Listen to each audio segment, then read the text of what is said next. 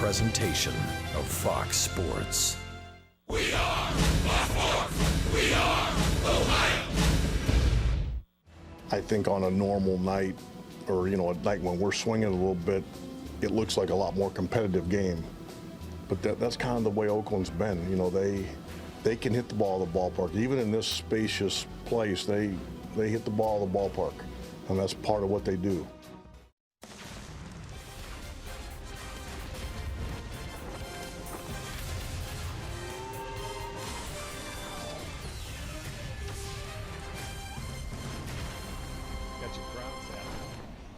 From the Coliseum in Oakland, California, it's Cleveland Indians baseball tonight. Game 2 of our 3-game weekend series between the Cleveland Indians and the Oakland Athletics. Last night, Jose Ramirez slugged his 28th double of the year. He leads the American League with 50 extra base hits, but it wasn't enough because that man, Yonder Alonso, who hit a combined 19 home runs in his last 3 seasons, hit his 21st home run of the year, and Oakland ran away with it 5-0. Well, hi again, everyone. Matt Underwood alongside Rick Manning. All that, though, now is in the past because the Indians will hand the ball to their ace, Corey Kluber, who, unlike Carlos Carrasco, doesn't have the same warm, fuzzy feelings about pitching here in the Coliseum with our Hear Right sounds of the game. Visually, I actually hate pitching here. It feels the opposite to me. I feel like I'm throwing from second base. But there's different stadiums where visually it looks good, some where it doesn't, and I think that's where it comes to just trusting your stuff. Not trying to if it's a place you like, not trying to do too much, or or if it's a place you don't like, letting it get in your head, and all of a sudden you're worrying about things you can't control. It is sort of funny how one guy likes it, the other one does not. Corey 0-2 in this ballpark. But the way he has been pitching the month of June, 4-0, he has been lights out since he's come off the disabled list. The breaking ball has been out of this world. As a matter of fact, he's getting a boatload of strikeouts, and it's a byproduct of throwing strikes and getting ahead of the hitters. In his 8 starts, he struck out at least 8 guys in every start. In 5 consecutive starts, 8 strikeouts, 1 earned run or less. It's the longest streak in club history, and it ties the major since 14, Clayton Kershaw. But the way Kluber has been pitching, I wouldn't be surprised to see him go back out there and throw a shutout in this ballpark, even though he doesn't like it, because he has been that good. He's a strikeout pitcher, and these Oakland A's, they strike out a lot. So we'll see what happens here tonight. We'll be back with the first pitch between Cleveland and Oakland, and we'll also check in with Andre Knott when we return. Cleveland Indians baseball is brought to you by WB Mason, the official office supplier of the Cleveland Indians. By McDonald's, I'm loving it. By your local Toyota dealers. Visit buyatoyota.com. Toyota, let's go places. And by Nature Stone, the only concrete solution.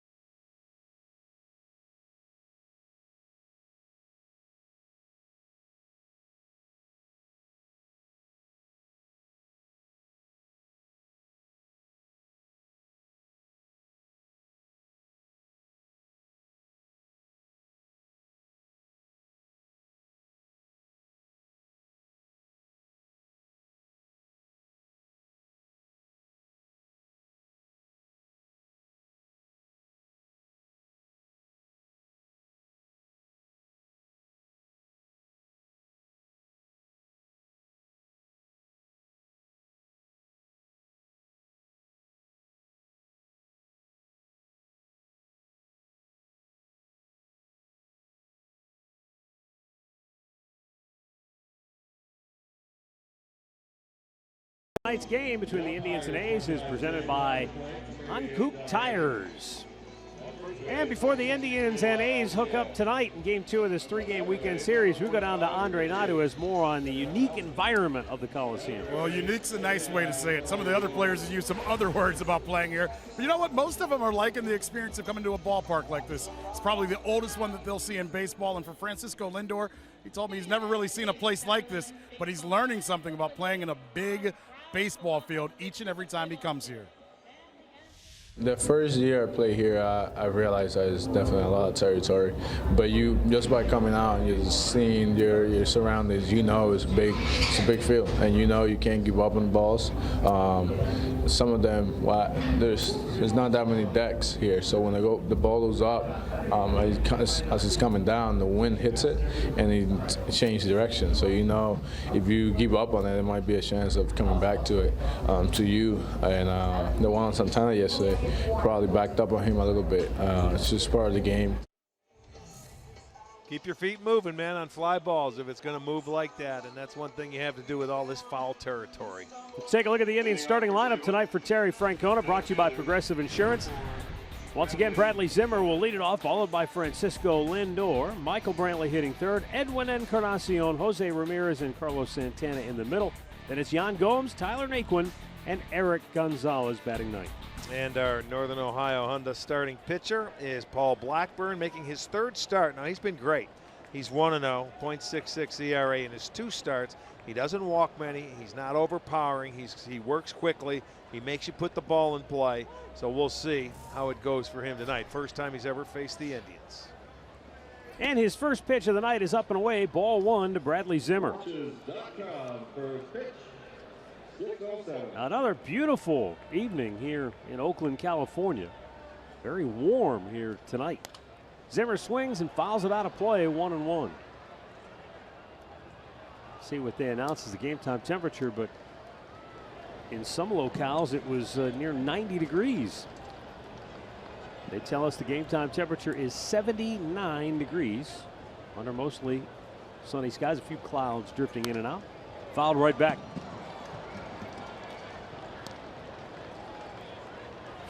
Bradley Zimmer was 0 for 3 last night in the series opener.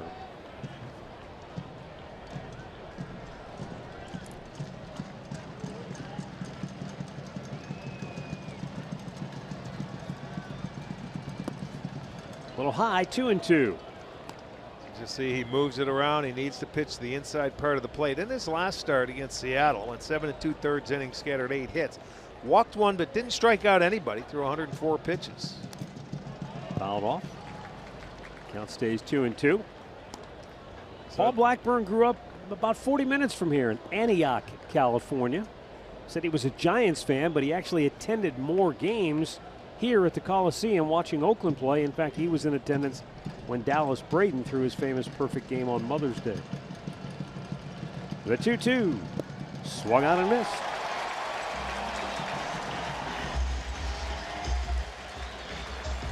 Let's check out the A's defense tonight. They have made 79 errors. They're rated last in the league, but defensively it'll be Chris Davis in left, Rajai is in center, Joyce over in right. Chapman gets a start at third, Semien is at short, Lowry is at second, Alonso at first, and Maxwell doing the catching. There's Laz Diaz, who will be at first base tonight. Jeff Nelson, the crew chief, is at second. Corey Blazer down at third, and Doug Eddings has the plate. Francisco Lindor digs in, 1 for 4 last night. Takes upstairs, ball 1. Last 6 games, Lindor has started to pick up the pace offensively. He's gone 9 for his last 28. Good for a .321 batting average. Pops this one back out of play.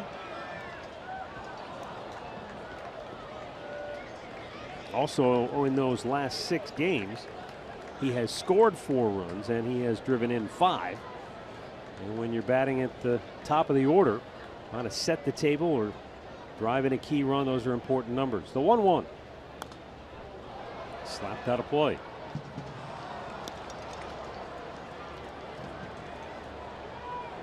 Lindor's not convinced that he hasn't cracked that bat. Keeps banging it around on the ground, but to this point, he's staying with it. Well, that was a changeup he fouled off, and you can see where Blackburn keeps it. He's trying to keep it down in the zone. There's a little cutter slash slider. He throws, I think, a cutter and also a slider.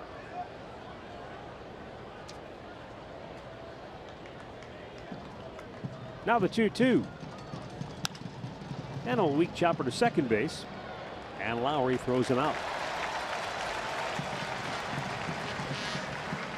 Storylines today brought to you by Wayside Furniture. Indians looking for some early base runners to create some traffic. They were absolutely stifled last night by Sonny Gray. And for Corey Kluber, well, he has been on an incredible run of striking out batters and not giving up runs. Here's Michael Brantley. As you take a look at Kluber, both Michael and Corey Kluber representing Cleveland in the All-Star game, along with Francisco Lindor, Jose Ramirez, and Andrew Miller.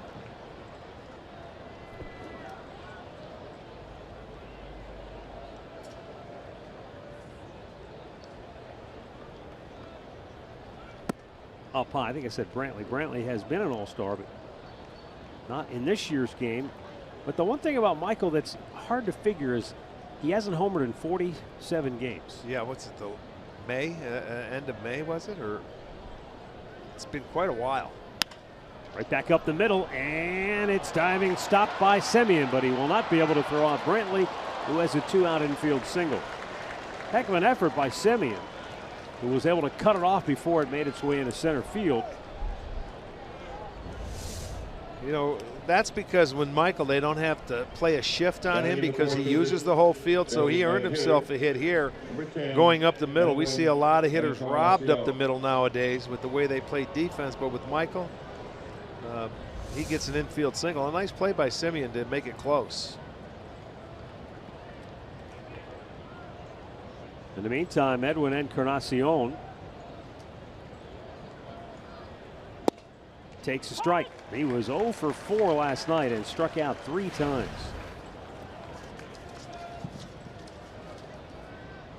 Such is the life for a home run hitter, a power hitter. There are times when he's locked in, red hot, and also times where you see a lot of swings and misses. But Encarnacion has been on a pretty good, consistent roll when you consider that in the last 22 games, he's collected 24 hits. He's batted .279. He's driven in 17 runs.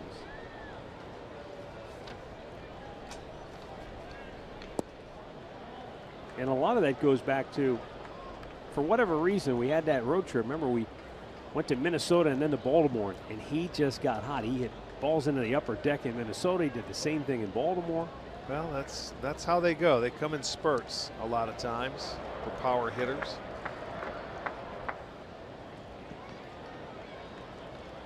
Second straight game where the Indians' first hit did not leave the infield. Remember, it was Gonzalez last night.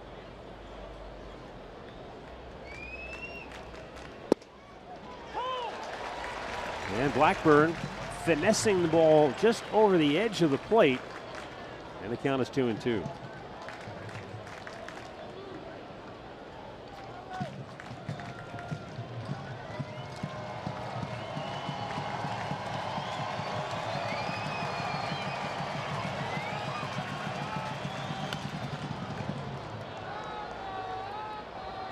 Count stays 2 balls, 2 strikes. 2 down here on the opening frame of the game.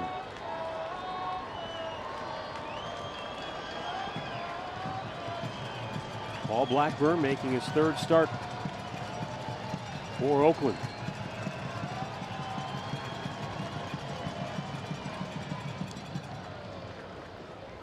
His manager Bob Melvin has been impressed, in particular with his first outing, which was here in Oakland, his major league debut. He said he didn't look like a guy making his debut. He was poised, he was under control. A little bit outside and a full count. Well, trying to be a little extra careful here with Encarnacion, but that'll give Brantley a head start on the 3-2 pitch now.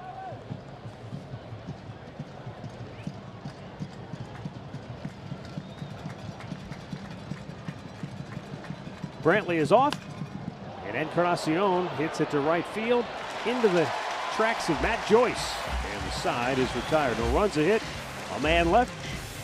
Corey Kluber takes the hill when we come back.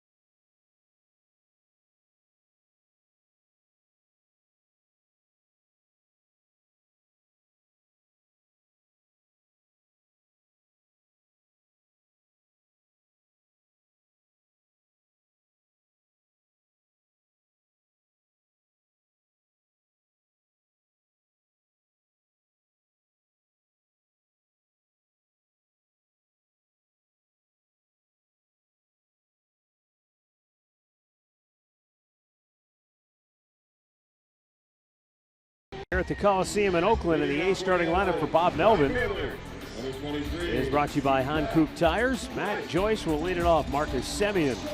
Then Yonder Alonso, Chris Davis, Jed Lowry, Ryan Healy, Bruce Maxwell, Matt Chapman, who tripled and scored last night, and former Indian Rajay Davis, who homered and had 2 hits in the game last night.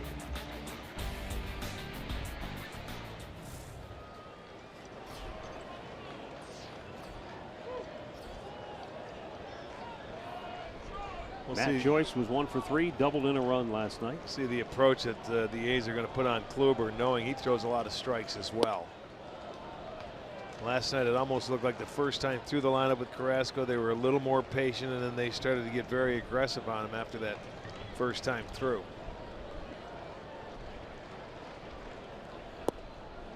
A little low, 2-0.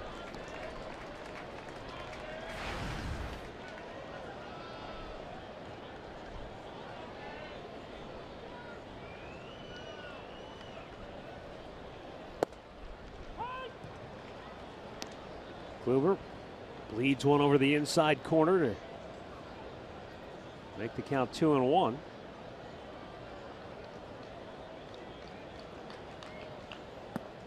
And it's down and in, 3 balls and a strike. Well, as we heard Corey say, that this is a ballpark where he feels he's throwing from second base. You know, with the way the configuration of this ballpark is. Popped in the air. Foul territory, tons of foul ground, but Brantley can't get over there, and it's just beyond his reach anyway, over the roof of the Oakland. He's going to say, yeah, let's check out our Northern Ohio Honda pitcher, and that's Corey Kluber. Making his 15 starts, 7-3, 280 ERA. He's been brilliant. Opposition hitting just .202, but since his start, and it was the first start against the Oakland A's when he came off the disabled list, he's been on that roll, and that came June 1st. He went 6 innings, gave up 2 hits against him. He walked 1 and struck out 10, and that got him on a roll that he's been on ever since. Chopped and fouled at Matt Joyce. Stays 3-2. Well, Oakland is a team that has averaged a little more than 9.5 strikeouts per game this year. And they punched out 13 times last night. Got him looking. Corey Kluber starts the night with a called 3rd strike on Matt Joyce. And you can see the frustration. That's that little fastball that he starts at the hip of the hitter and it comes back in. Look at the movement.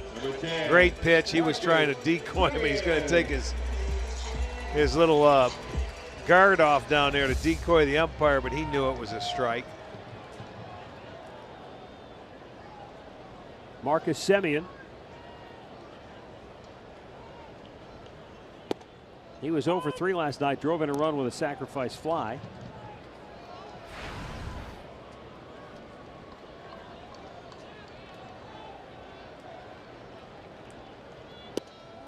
Just missed outside, 1-1. Well,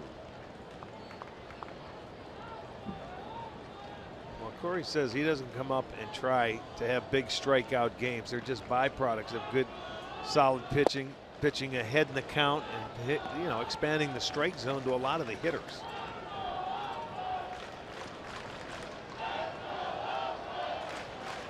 "24 walks on the year, 124 strikeouts." Wow, just missed, and it's 2-2. That's the point. When you miss, it's not by much. Look at it on our Nissan pitch tracker. It's right there. It's a tough pitch to take. Took the sting out of his bat, and back to grab it is Eric Gonzalez for out number 2. Let's check the defense for the Indians, brought to you by Ram. And it looks this way. It's going to be Brantley in left, Zimmer in center, Naquin in right. Ramirez at third, Lindor at short, Gonzalez is at second, Santana at first, with Gomes doing the catching.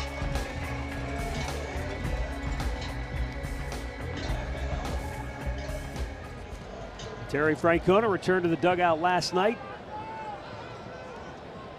He was very excited to be back in uniform after missing the last couple of games before the All-Star break. Yonder Alonso cuts and misses.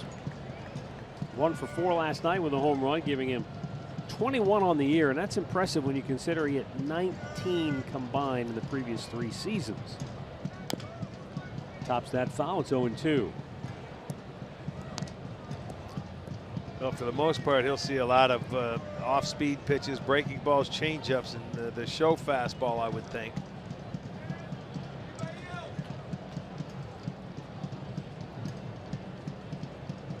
Remember when they came to Cleveland the first time at the end of May, it was Alonso and Davis that was the duo that led all of baseball in home runs at the time.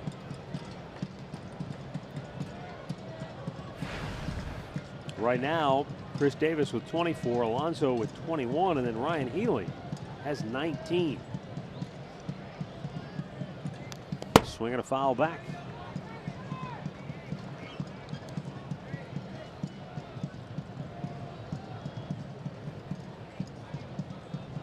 In addition to Alonso's home runs this year, he's been really hot of late. He's homered 4 times in his last 7 games.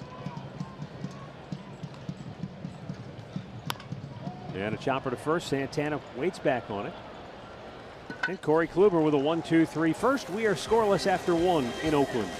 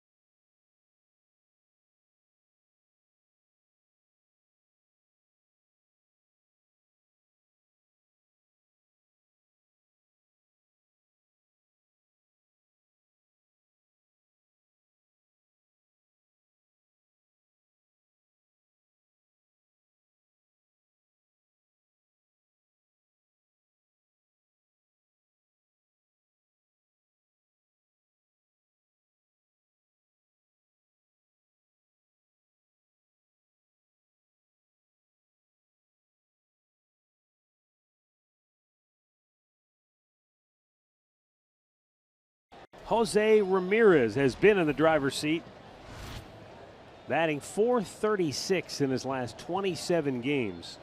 During that time period, he has raised his batting average 52 points. Yeah, he has 7 times he has a 3-hit game in the last 27 that he's played. Yeah. 27 extra base hits in his last 27 games. Impressive. He's also scored 29 runs in those 27 games. So he has been on an extended hot spell. Last night he doubled late in the ball game, giving him 28 two-baggers on the year. Well, there was 2 outs and nobody on, down 5-0, and he worked it and battled and he fouled did. off about 3 or 4 pitches and didn't give the at-bat away, and ended up hitting a double down the right field line for his 28th time. So he battles you all game. Oh, he's rung up on a pitch that looked like it dipped low, but Paul Blackburn gets his second strikeout of the night. That might have been a little cutter or breaking ball on the backside of the plate. There you see, it's actually a pretty good pitch. Right on the outside corner. First time he's ever faced him. He throws him the backdoor breaking ball and he gets it called. So his second strikeout, and he's normally not a strikeout guy. Well, Carlos Santana struck out 3 times last night.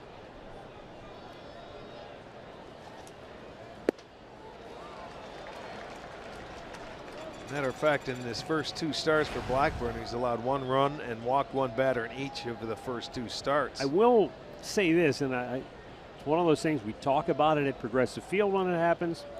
Here in Oakland, with this start tonight being an hour earlier, you've definitely got shadows where the pitcher's in broad daylight and bright sunshine, and when the hitter's, he's in the shadow, so that ball, it might be a little more deception working for him. It may be tough to pick up the spin on it. I would agree there.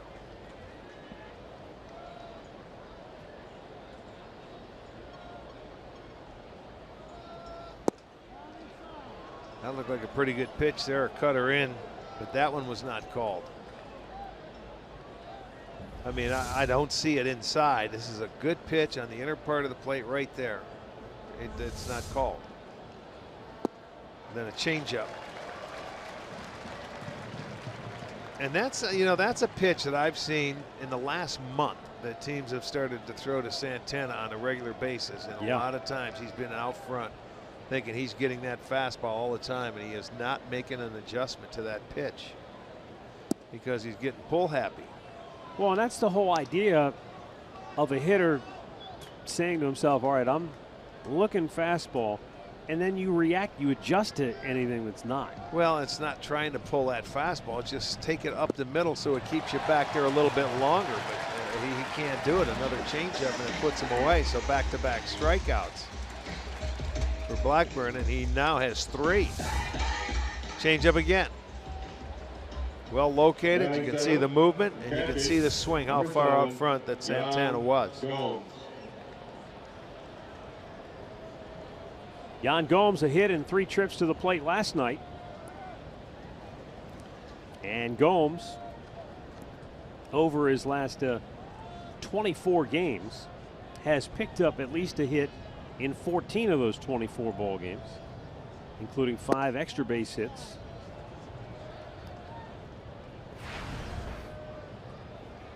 Batting here with 2 down on the bases empty in the second inning, no score.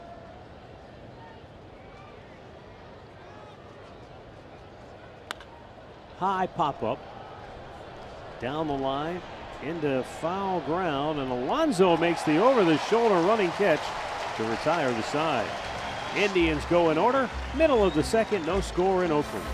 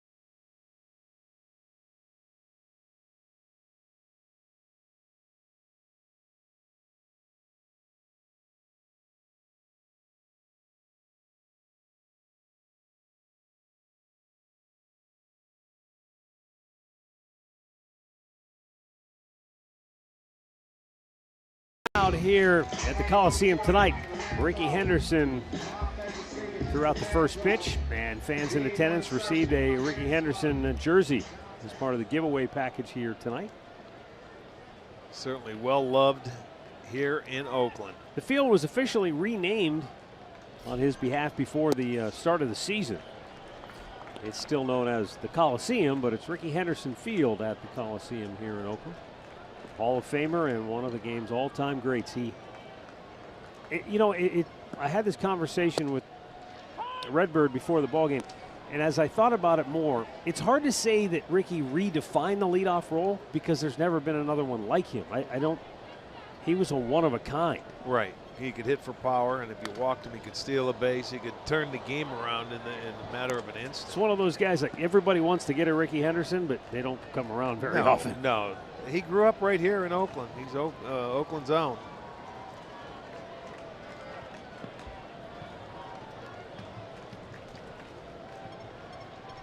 Chris Davis takes, and man, just missing again. Kluber has worked the edges effectively here tonight, but it's not a liberal strike zone. It doesn't appear to be, at least here in the early going. And a swing and a miss.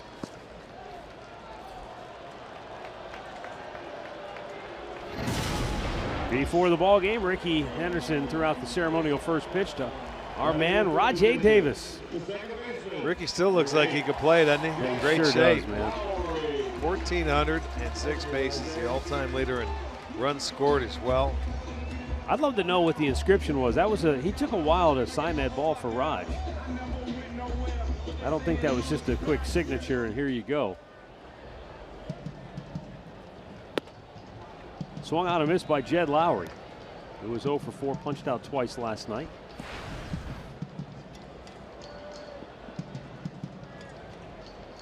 Jed Lowry's having a solid year. You saw the .275 batting average, and the Indians and the Indians and the A's have both gotten quite a bit of production from the 5 spot in their batting order. Obviously, you got Jose Ramirez hitting there for the Indians, but only the Washington Nationals in all of baseball have had more hits out of that 5 spot in the order. That's one of the #1 offenses, if not the #1 in the National League. And the A's, they're only about 12 hits or so behind the Indians for productivity out of the 5 hole.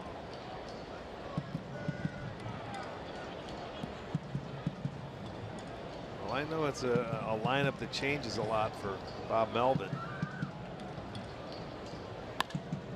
Popped him up. That's going to stay in play. Jose Ramirez drifting into foul ground and makes the catch. I just wonder how many times you lose at-bats in this ballpark at home. Stat of the game tonight brought to you by Buick. A's offensively, as Terry Francona said at the top of our telecast, last night was a perfect example of what they do. They can hit you out of the ballpark. They can also strike out a lot. They don't hit for much in terms of average. But boy, you don't want to walk anybody, because if you do and they hit one out of the park, that's a rally for them. True, you want to make them hit their way on, but they hit, their 3rd and extra base hits. As a team, they're 4th in doubles, they're 5th in homers. They just don't have a good on-base percentage, and they're not very good with runners in scoring position. Well, think about last night. They scored 5 runs on 6 hits.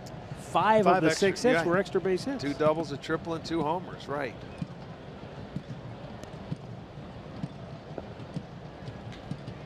Now the question that Bob Melvin, I'm sure, already knows the answer to is that sustainable? Is that something you can win with regularly? Not unless you have great pitching. I mean great pitching, not average or below. You're not going to be able to do that. You're saying if you still had Hudson, Mulder, and Zito, that would work fine, right. maybe. I mean, you're not going to run in. When you run in and you're facing guys like Carrasco, that was his first loss, in his career against him. You're facing Kluber. You face quality starters. The odds of you beating them are going to be very, very thin, I think. Tyler Naquin puts it away. 6 up, 6 down for Corey Kluber. We are scoreless through 2 in Oakland.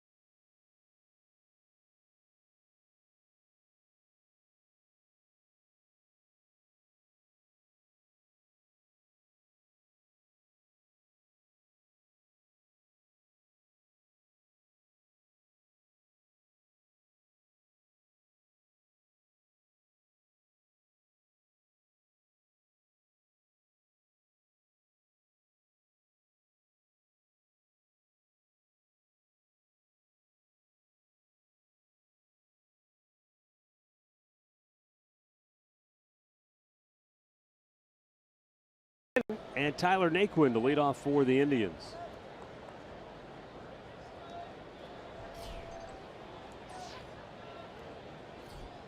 Last year, Tyler Naquin batted .296 with 14 homers, 43 runs batted in. But after a brief stint with the big league club this year, was sent down. Then he has battled injuries, and he has watched Bradley Zimmer rise to the ranks of the big leagues.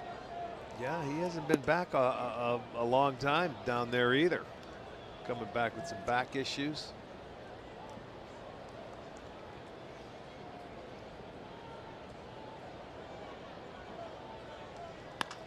Line drive, base hit into center field.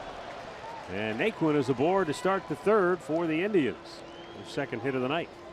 Let's get on to Andre. Well, Tyler Naquin has had a rough 2017, but he's here now, and he's got one plan that he wants to do for the Cleveland Indians. I'm here to help win, you know, at any cost possible, and so it's just it'll be fun, you know, especially starting the second half right here, and you know, being able to kick it off and get ready to go, and you know, we get on another roll. You know, he should have some motivation because he spent, you know, most of the year here last year, even though he was sent down earlier. But he knows what it takes, and he knows what it's like. And when you have to spend time in the minor leagues and you get called back up, you have to have motivation to stay up here, I would think. He is motivated, Rick. He's motivated more than ever before. He was bothered that he was hurt earlier in the year and couldn't help the team earlier in the season. So he said this is the best way for him to be with the team, coming out of the break and hopefully being able to help him contribute right away. Well, that's good for him. Well, also, Andre, he has to look at this and has to understand and know that this isn't just a one-shot deal. This is an opportunity because, as you told us last night, Lonnie's going to be out for weeks, not days. And he mentioned the Lonnie situation. He said, I was down in Columbus when Lonnie came there from third base. And he's taken off trying to steal the bag, and he is safe. Throw was a little off target, and Lowry couldn't get the tag to him. Well, if you look at the tag, Matt, it looks like Lowry was so far out in front of the base by the time he reached back, he might not have got Naquin on the tail. You watch, he comes in, and look where he's at. He's in front. Oh, he got him. I think he got him. Looked like he hit the hip. I think they're going to check it out, and this may be overturned. The umpire was behind the play and maybe did not get a good look at it. He was called safe, though, so they will appeal it. Oh, the A's are going to challenge it, and they'll take a look at this on the video replay. But it would appear that they've got a pretty good case to get this one. Yeah, from that angle that we showed, it looks like on the hip. See, this is a tough one to see if the hand's there or when he tags him. But there comes the tag right about there. The hand's still not at the base, so it looks like they had him. From the other side, it looked like they got him. This angle was a little tough to see. Let's see. Yeah, I'm going to say they're going to overturn that just from that look there. But let's see. They're showing it here on the scoreboard, and the crowd and it's already done, and he is out. So the call is overturned. Rick, was this a hit and run? Because it looked like Naquin was looking back quite a while as he was running towards second base, and Gonzalez swung and missed. Yeah, I think it might have been. Let's see, 1, 2, 3, and he looks in. Yes, that's a hit and run, no question. It looked like he was going to take off. So, I mean, you're concerned there. As the hitter, you have to put the ball in play. Man, I mean, and now you can go up and you don't try and swing hard and get a base hit. You just try to hit the ball on the ground when you see the hit and run. That is the goal, the objective. Guys just miss that point now. You know, when you swing through a pitch, I don't care if you have to throw your bat to hit it, whatever you have to do to hit it, put the ball on the ground. Your job is to protect that run. Done. Exactly. Yeah. It's not to get a hit.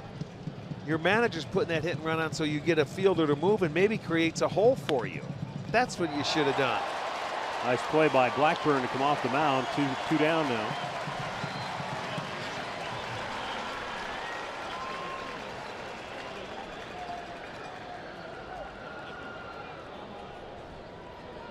Now batting, number 4. And we go to the top of the order, and Bradley Zimmer, who struck out his only time up.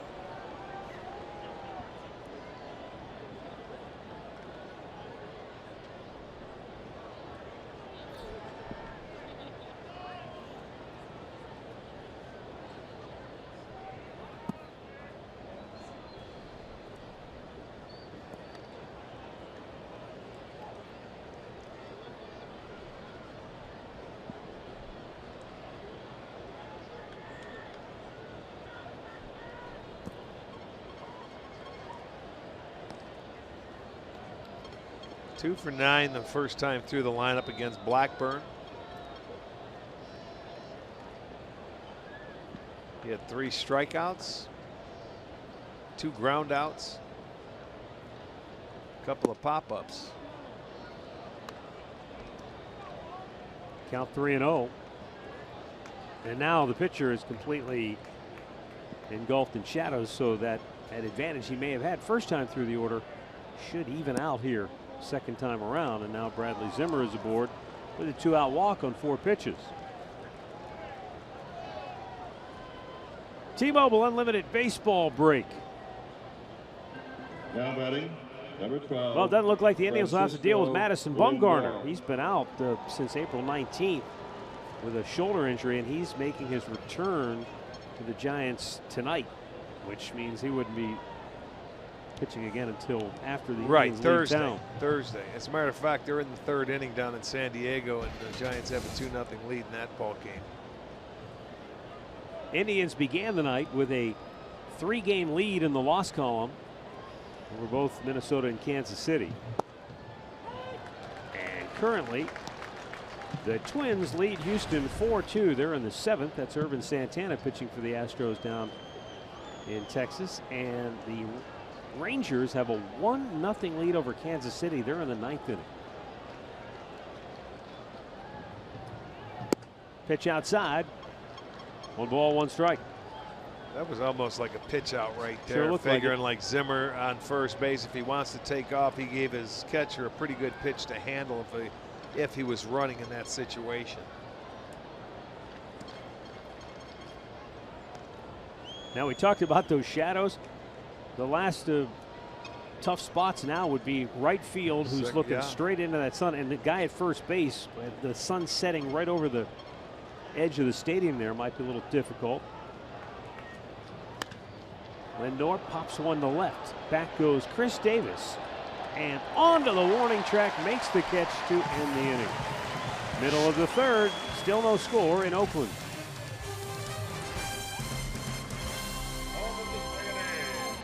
White cleats.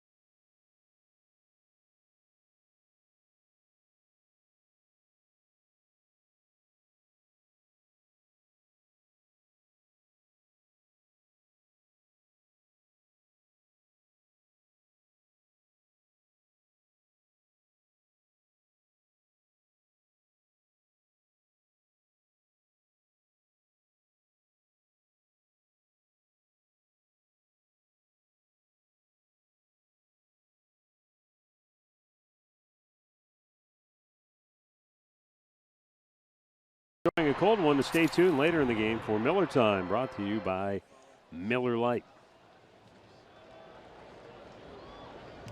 Beautiful night in Oakland, California. No score, bottom of the 3rd, and the bottom 3rd of the Oakland order coming up here. Bruce Maxwell to lead it off, and the A's catcher takes a strike. Put a nice swing on a baseball last night. It looks like he has pretty good pop, and he has good balance in the batter's box when you watch him swing the bat. And he's getting a chance to catch now every day.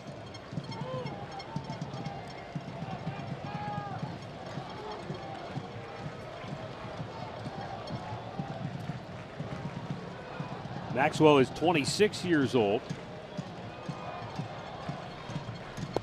Good pitch. It's a comeback sinker on the hip, but just a bit inside.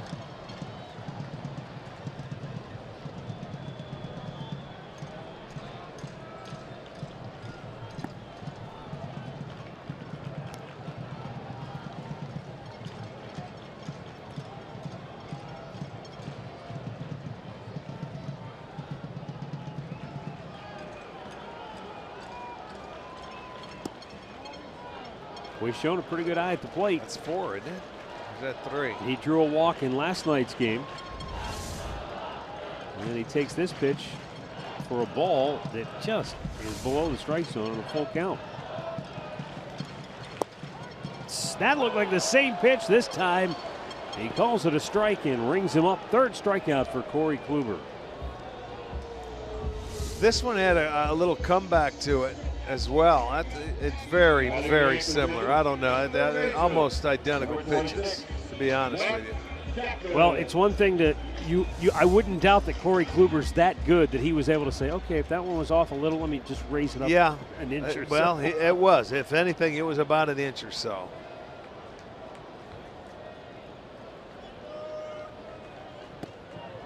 Matt Chapman looks. It's a ball outside. Another young man that's going to get a good look-see here in Oakland. He has a lot of talent. They have a lot of high hopes for this young man. Went to the same high school that Arenado went to. He plays with the Colorado Rockies, 3rd baseman at El Toro High School in Lake Forest, California. And I'm sure this guy patterns himself after a guy like that, but those are big shoes to fill. But supposedly a lot of talent and a lot of upside. Hit well. Deep center. Racing back is Zimmer. It's gone. His first home run. And it gives Oakland a 1-0 lead. The MO for the A's of Oakland, the home run ball. It's only the 9th that Kluber has allowed. It's a solo shot. And the rookie gets his first homer on a cutter. The cutter stays out over the plate. He stayed back on the baseball, hit a line drive to left center field. And the A's will play from in front again. So a special moment for Matt Chapman, who has certainly been through his struggles at the plate. Yes, he has, but he'll say, I got my first homer off a Cy Young Award winner. Now Rajay Davis hits one on the ground to Gonzalez, and there are 2 down. Down to Andre. Well, you guys have had the conversation about the Oakland A's way of playing baseball. A lot of home runs, a lot of strikeouts. I asked Tito the question, Matt, that you asked Rick last inning. Can this sustain? How do you play it? How do you get ready for a team like this? The one rule Tito said that he told his pitchers going into this series and even the series before against the A's, you can't have traffic on the base paths. You got to keep guys off the base paths. You cannot give up big innings. And the other thing he said, Rick and Matt, he goes, I'm not putting down the teams that are doing this. I get why they're doing it. Because I just don't think it will sustain through a playoff series and to win a World Series when you have to rely on the long ball to be the way that you score runs. I agree, because that's when you face your best pitchers. Unless, as Rick said, unless you have the kind of pitching that's going to hold the other team to 1 run or so. Tito was good about it, though. He said, he goes, look, we're all trying to get to 500 runs one way or the other. He goes, so I see how you can sit on a computer and say, hey, this gets us to 500 runs. He goes, but, he goes, I don't really, he told me, he goes, it's not how I like to do baseball. He goes, I want guys going 1st to 3rd. I don't want guys sitting back waiting, but he can see why it's becoming popular slowly but surely.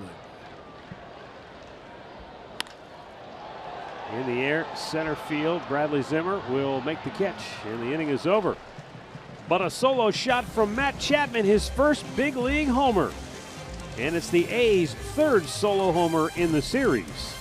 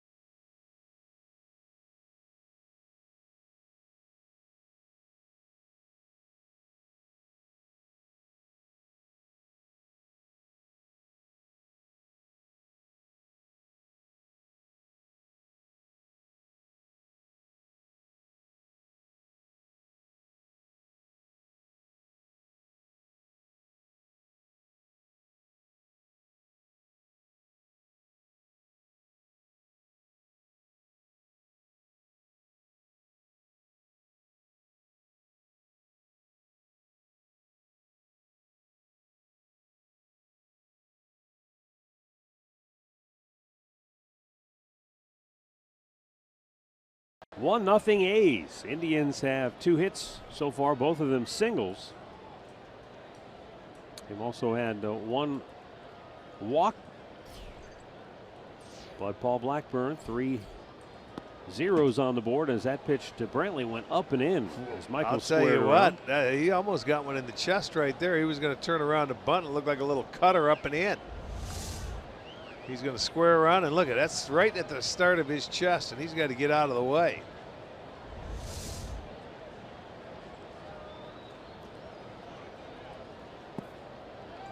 Down and in.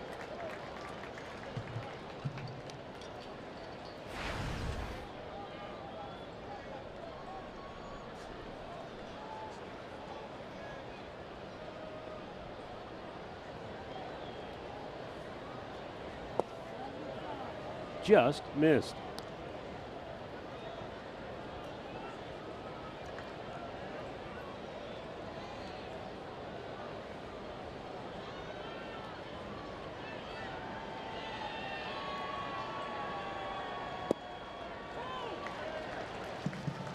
Two balls, 2 strikes. Brantley.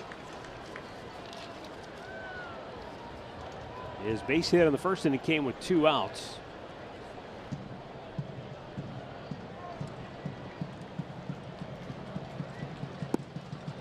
Down low, full count. The Indians all-star over his last 41 games has batted .312 with 16 runs scored, 20 runs batted in. And that's ball 4, so the Tribe gets their leadoff man aboard for the 2nd straight inning. Well, MLB TV Premium, the #1 live streaming sports service, is back and better than ever. Watch every out-of-market game live at home, in the office, or on the go for just $19.99. Visit MLB TV for the details.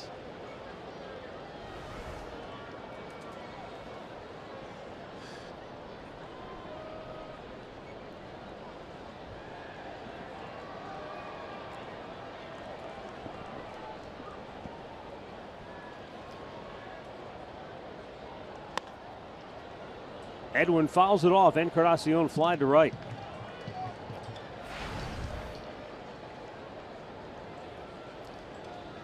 Got to a full count in his last at-bat with Brantley on and 2 outs and a line drive to right field.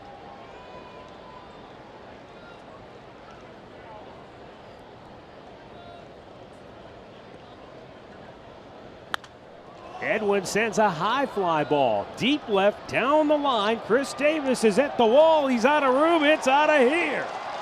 And Edwin Encarnacion's 19th home run of the year puts the Indians on top 2-1.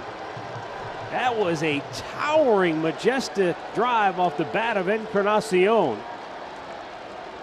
And the Indians roar right back. Well, short-lived lead for Oakland. This will be our Yellowwood bringing the lump. Watch him get the barrel of the bat out in front. High, and then he pulled it right down the line. So with one swing of the bat, the Indians will take the lead. Encarnacion is 19th. And here comes the ball back onto the infield.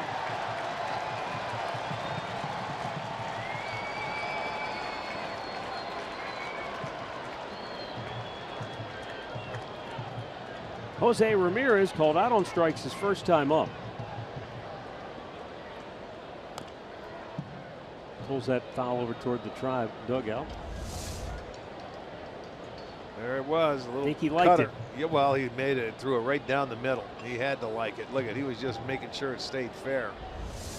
Knew he hit it hard enough. He was just going to watch it.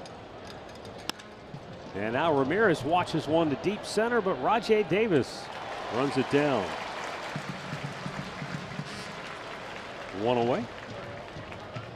And Bruce Maxwell going to go out and talk to his young starter as Carlos Santana strides to the plate. Now batting, number 41, Carlos Santana.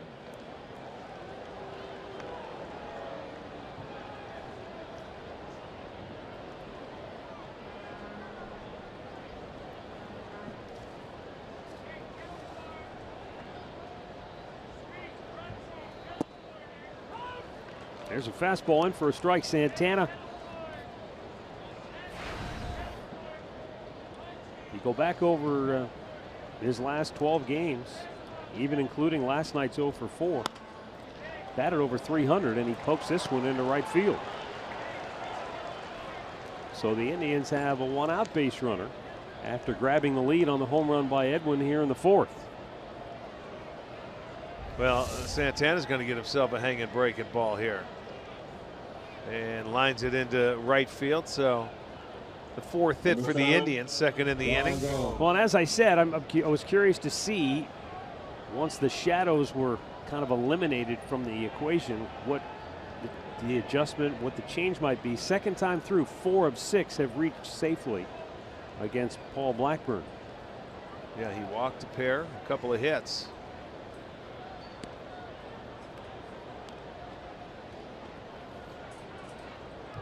Yan Gomes, he fouled out down the first baseline.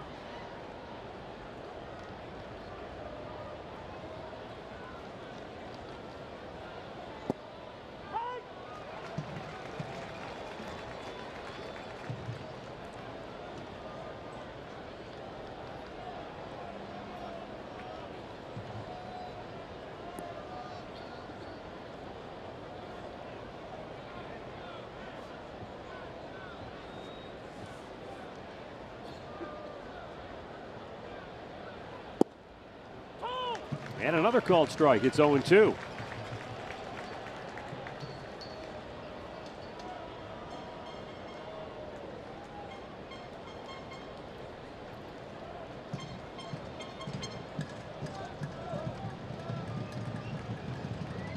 Well, the young right-hander delivers, and it's in the dirt. Gets away from Maxwell, and Santana goes into scoring position on the wild pitch.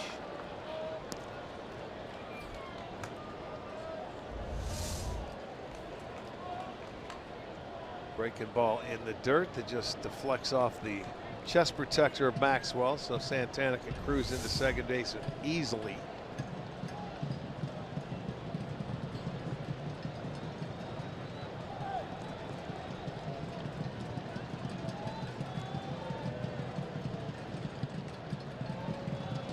Swung on and missed. He struck him out. 4th K for Blackburn, and there are 2 down in the inning.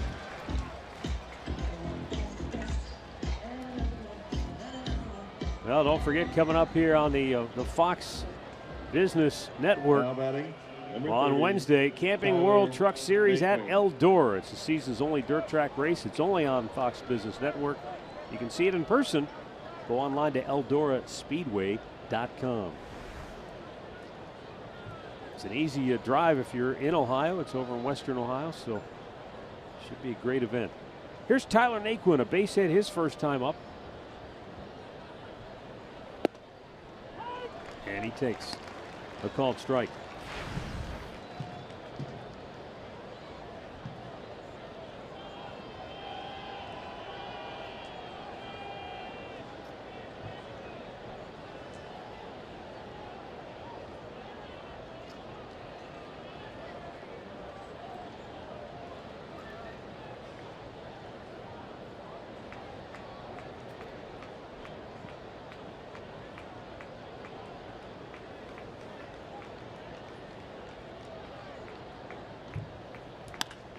And a ground ball right after second baseman Jed Lowry ends the inning.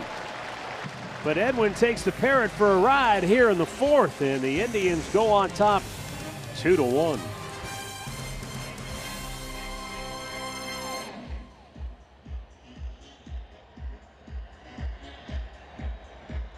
Ladies and gentlemen.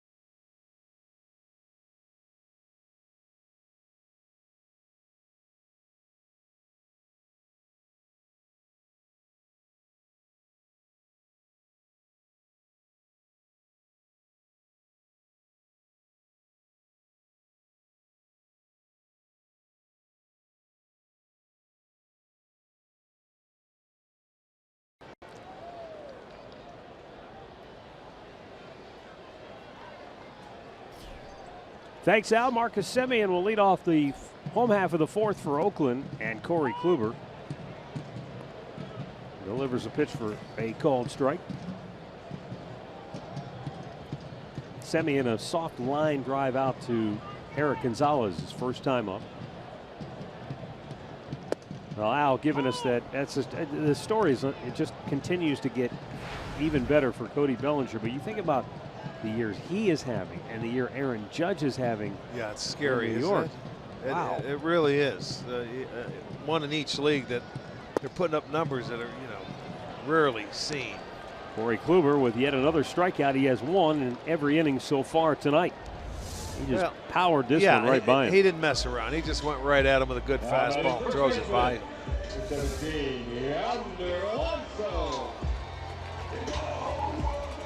Speaking of great stories, how about this one tonight? Kansas City at home against Texas. Great pitching matchup there. Cole Hamels, we saw him at his best against the Indians. He went 7 2/3, 4-hit shutout baseball. Danny Duffy went 8 1/3 left, and Shin-Soo Choo singled in the only run of the game in the 9th inning. No kidding. Wow, well pitched game. Those are rarities, huh? When you see the 1-0 and both pitchers pretty much go the distance at least. Duffy went 8 1/3, charged with 1 run on 5 hits. I mean, you talk about disheartening. You go that well, long, and they you were pitch that well. And Kansas City was up 3-0 yesterday, and then it was a 3-run home run by Beltre to tie it, and then a 2-run home run by Napoli to win it. So, a couple of good games in Kansas City for Texas, not for KC. Boy, and you do wonder, because so many people have been talking about it and asking about what do you think the Royals are going to do at the trading deadline as Yonder Alonso goes down swinging, and Corey Kluber right back to business now that his team has given him the lead, has punched out back-to-back hitters. It's a great pitch. Yeah, down in the end, get him to swing over the top of it. He missed it by about a foot. Well, and you know what? You talk about that Kansas City team. People forget going into the break, the Dodgers swept them, and they were very, very hot at that point. So they've come out and they've lost 2 more, so that's 5 straight for them. Chris Davis murders that pitch into left field. I mean, just jumped on it. Got the barrel to it. Hit it like he was mad at it for sure. Well, he swings like that every time up. It doesn't matter. It just, Corey slows it down for him. And that enables him to get the barrel out and pull the ball. First hit in the series after he had struck out 4 of the first 5 times up. Well, it's no harm. You get a 2-run single. Kluber has struck out the first hitter in the first 4 innings so far tonight. 5 overall. And Jed Lowry fouled out his only time up. Chases one down and in. Hey, to your point though about Kansas City, you've got Hosmer, you've got Moustakas, you've got Lorenzo Cain, all looking at free agency. I think and Vargas. Escobar and Vargas, yeah. And so everybody's wondering, what does Dayton Moore do? Does he try to add a piece and make one last run? Well, you still have time. We were talking about it last night. It's just that, teams like Kansas City, like Cleveland, when you're in those smaller markets, if you go for it and you don't get it, then those guys walk, you get nothing for them in return. Well, what do they set get you back for free agents? Do they get a 4th-round draft pick or something like that? They don't get not first like it round. used to be. Yeah. No, I know that.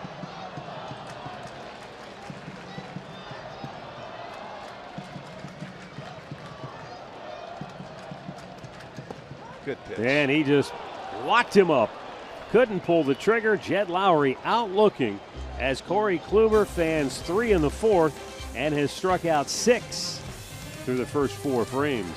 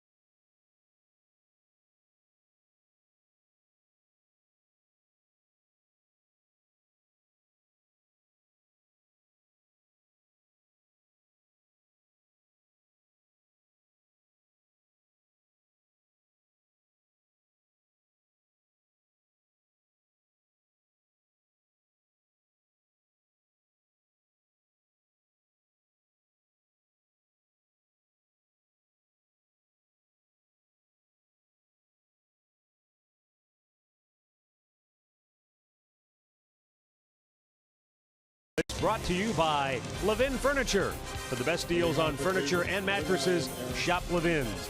And by your Northern Ohio Honda dealers. Made in Ohio, Ohio proud.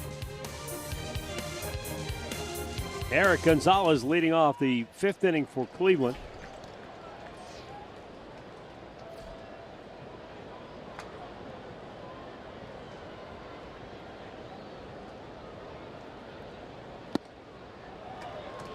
Chased a bad pitch there. It's 0-2.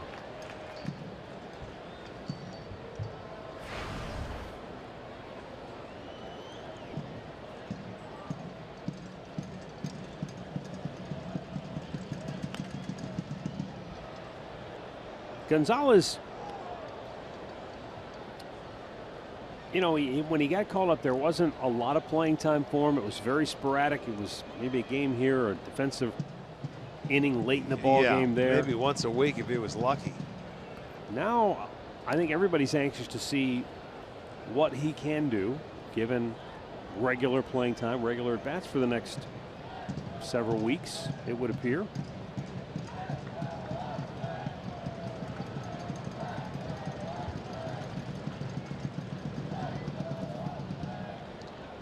I mean, he's done a heck of a job, all things considered. You know, he's batted .302 coming into tonight. Last 19 games, he's hit .349. But well, they haven't really been able to put a scouting report to him yet because he hasn't been out there on a daily basis. Now we will see. That's true. You know, when you go out there and you play a week straight, and pitchers have a knack of trying to find your weaknesses, and if they find it, they will continue to attack it. Chops that one on the ground, and Lowry makes the play.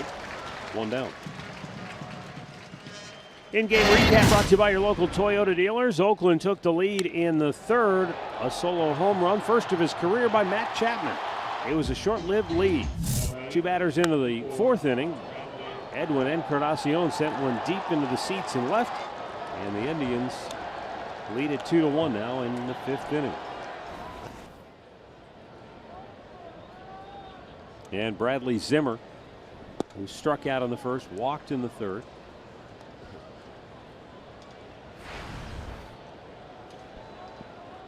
Came in batting over .300 in his last 8 games.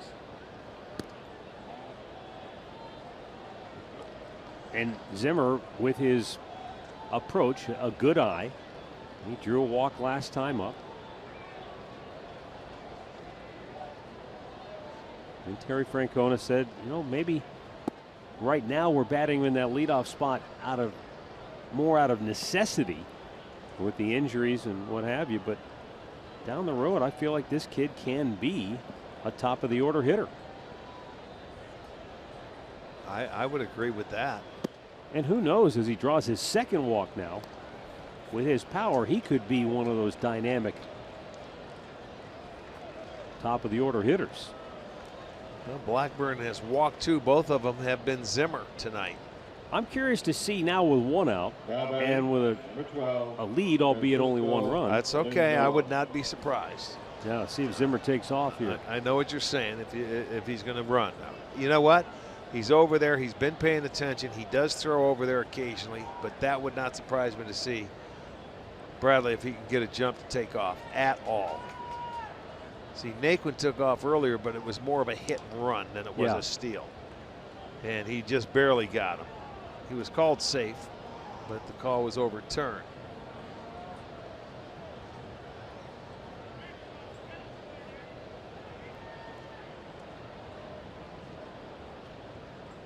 Runner goes. That didn't take long, did Maxwell's throw is not in time.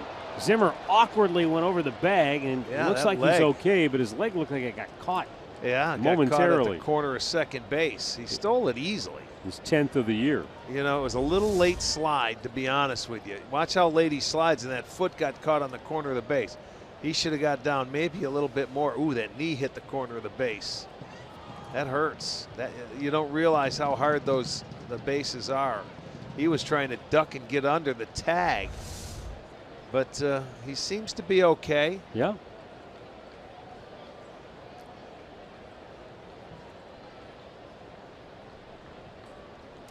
That gives him number 10. Lindor shoots it right at Chapman, the third baseman. And he throws him out 2 down. Well, join us for the KeyBank hassle-free weekend this weekend as the Indians will welcome the Toronto Blue Jays in town. KeyBank will be providing fans merchandise, free parking, free food, and much more all weekend long. Just visit Indians.com for the details. Good showing among Indians fans throughout the Coliseum once again here. Almost feels like an afternoon game, doesn't it? I mean, yeah. Although we'll see the afternoon game tomorrow. It's going to be sunny all day, and this can be a very bright sky if it stays anything like it has been these last 2 days, you know, just crystal clear. There's a few clouds out there now, but for the most part, it's been absolutely perfect here. Michael Brantley singled in the first, walked and scored in the fourth. Base hit here could give the Indians another run with Zimmer in scoring position.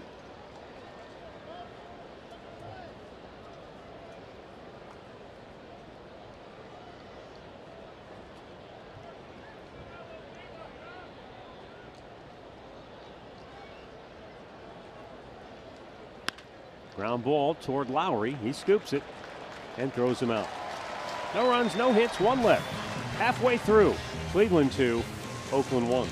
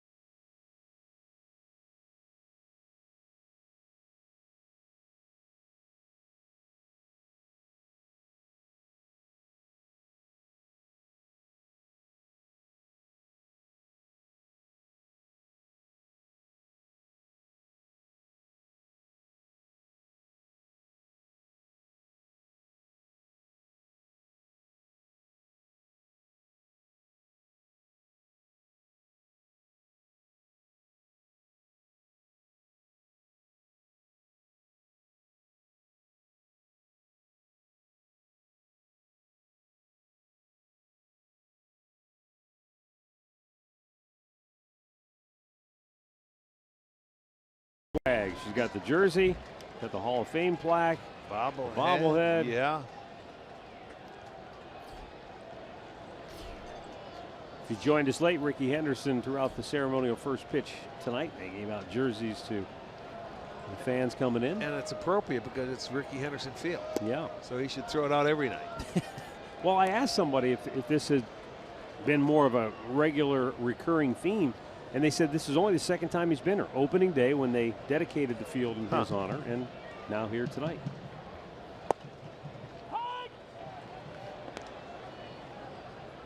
Yeah, his number retired. One of the all-time greats, not only in franchise history, but in Major League Baseball history. Ryan Healy fouls one off.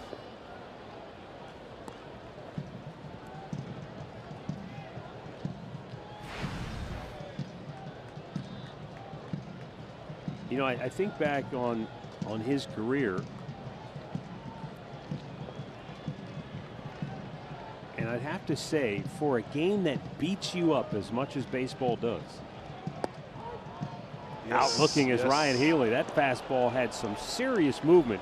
That came back over the plate. I think Healy laid off because he thought it was high, but it's the 7th strikeout for Corey. Well, you just watch his punch-out tonight. There's that two-seamer that comes in. There's the slider, and you get another little sinker, that two-seamer up there. Rides a fastball up, a slider he swings over the top of. Good four-seam fastball, and again, another heater. Yeah, it comes back. He's got great movement on that pitch tonight. He really does. You know, that's the pitch that you see a lot of left-handers give up on. But now the right-handers are giving up. When he gets that comeback, they're thinking, oh, that's out of here. You know, because you're worried about his slider. When you see it away, you sort of can see Healy look back to the dugout and say, what do you want me to do? Yeah, I can't cover everything. Absolutely. And his last 4 outs have been strikeouts. He just continues to mow him down. Let me just finish the thought about Ricky, because I want to get your thoughts on this. I don't know that there's ever been a player, when you think about how much this game beats you up mentally, because it's built so much on the failures, that play with more confidence, self-confidence than Ricky Henderson. Well, no doubt. And when you say it beats you up, the way he played the game, it beat you up physically, stealing bases. He would go head first. He would get punished, and that's when guys would put stuff, as we see another strikeout from Kluber, number 8. That's when guys would put their feet down and they try and hurt your hands or break your fingers or do whatever. Tag him in the head, his helmet would fly off. I'm surprised his body lasted that long, and that guy had to be strong as an ox. Yeah. I mean, physically.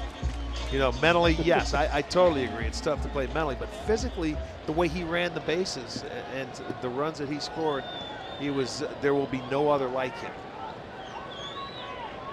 Meanwhile, Corey Kluber is pitching like nobody Oakland has seen perhaps this year, although they did see him earlier, but he has just mowed them down here, second time through the order.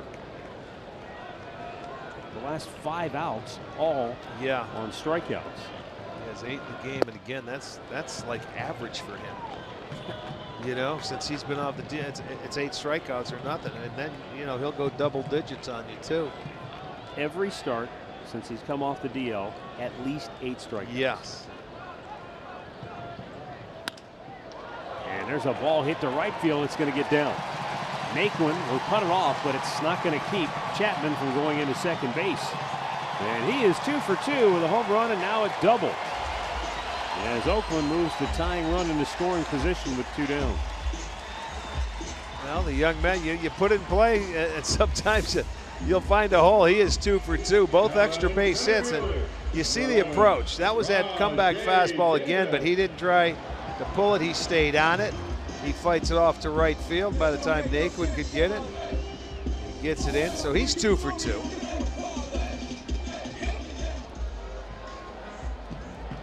And Rajay Davis, he grounded out on the only pitch he saw first time up.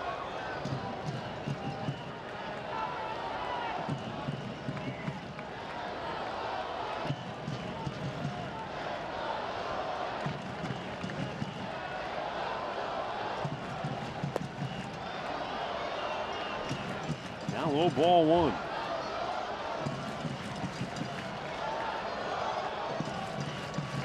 Rajay said last night on the play in which he scored all the way from first base in the 3rd inning, the first run of the game, he said, man, I got to third base and I saw Gonzalez already had the ball, and I thought, uh-oh, this is going to be close. Yeah, and it was. Line drive, base hit right field. They're going to wave Chapman home. Naquin's throw. Cut off, throw to second, not in time. And Oakland has tied the game on back-to-back 2-out hits in the 5th. Well, Rajay was just looking for that ball away to play pepper to right field. And he did a nice job of getting that ball to right field and getting the base hit. Although Naquin did hit the cutoff man, I don't really think he had a chance at Chapman with 2 outs, who was off and running on the play. Let's take a look again. Look at, he gets a great jump, and by the time it's a slow hit ball, and once Rajay saw that Naquin released at the home plate, he was taken off to go to second base. I might have had to hold that ball in the outfield, just go into the second base, because I think Chapman had a great jump and he was going to score anyway. And Davis smart enough to, once he release it, even though he hit the cutoff man, he's fast enough to make it to second. Well, now that's the go-ahead run in scoring position for Matt Joyce. Boy, just as Corey Kluber was making a mockery of Oakland's lineup, they hit him for back-to-back hits with 2 outs in the 5th inning to tie the game. Yeah, a team that doesn't manufacture runs like that, and it's the 8 and 9 men to do it. 2-out double and a good job of hitting with 2 outs, taking it the other way. Yeah, Chapman came in hitting 146. And he homered his first time up, doubled here in the 5th. But the rookie has made his mark now. Yeah, he's 2 for 2. Tripled and scored last night. Joyce sends a fly ball to center. Zimmer puts it away. 5 in the books. And a brand new ball game as we're tied at 2.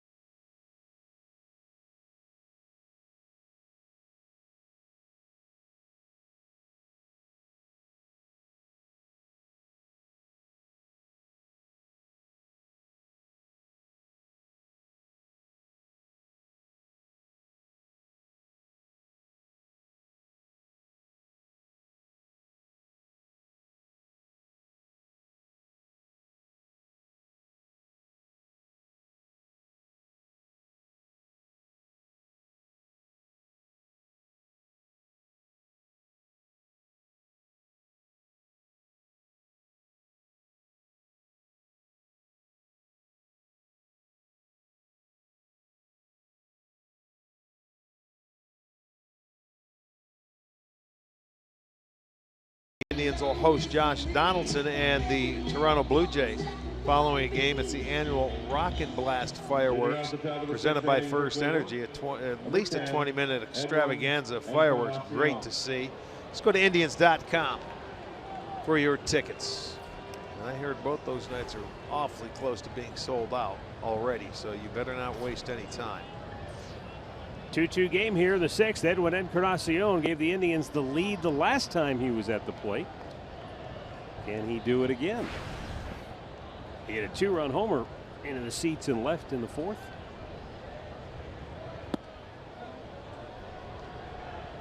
They were down 1-0 at the time. Bats here with a 2-0 count and the game tied at 2. And it doesn't look like Blackburn wants much to do with it here. Well, it didn't look like it in his first at bat either, but he hung him one right there, and Encarnacion was able to get the barrel head of the bat to it for a high home run, his 19th. Walked him on 4 straight. And so the Indians, for the 3rd time tonight, have their leadoff man aboard. And that brings up Jose Ramirez. I want to send along a special birthday wish to Lavera Helmuth, turning 79 from Louisville, Ohio. Happy birthday. Looks like the A's are going to get some action in the bullpen. Blackburn, the rookie, making just his 3rd start in the big leagues.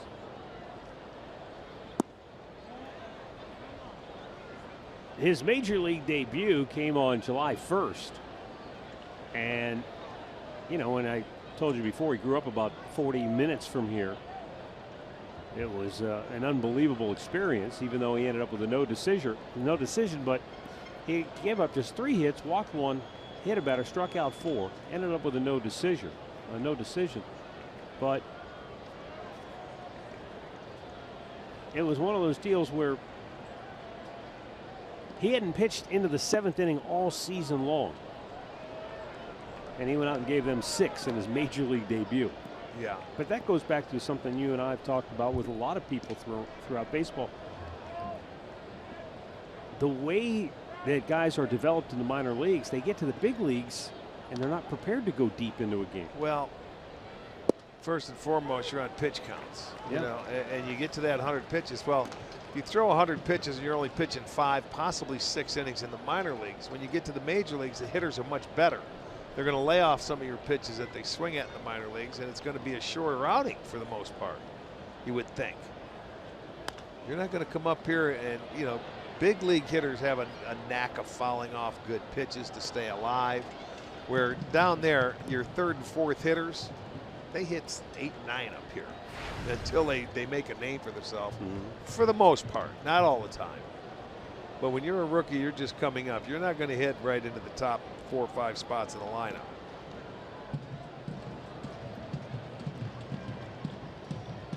So it's difficult to come up here and pitch deep into a ball game. You have to, it takes them a while to learn. I'm going to hit you right in the head. I mean, if that wasn't there. We're in our bunker up here and we didn't have a chance to. What is that thing above us anyway? It's got to be a camera bay or something for football. Looks like a crow's nest.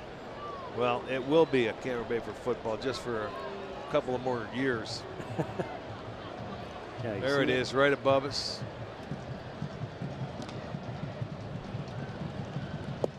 Down and in, full count.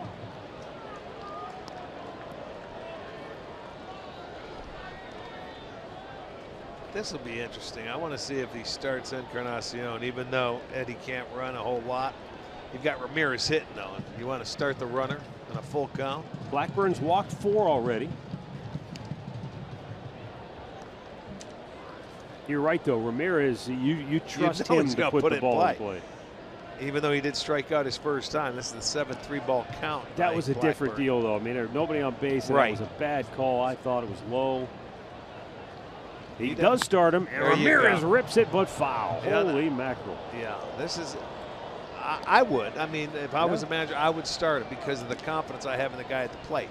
But if you're Encarnacion and he takes off like that, you know, once you take your 3rd or 4th step, you got to look back to see if he hits the ball, and if he does, if it's in the air, you've got to be your own coach there. Yeah. You know, so that way you don't have to pick up your other coaches. Take a peek in and trust he's going to hit the ball.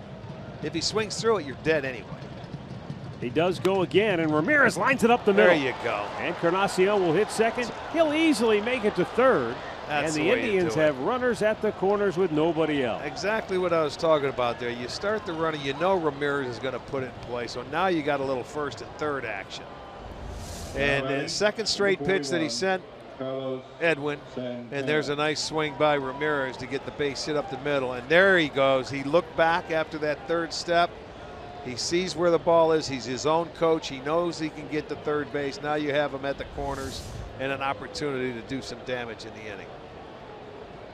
And Carlos Santana will be coming up as Oakland has Liam Hendricks in the bullpen, and it appears that Hendricks is ready. But obviously Bob Melvin not ready to make a pitching change at this point. He's going to give Blackburn at least one more hitter. Santana struck out in the 2nd and then singled into right field in the 4th inning.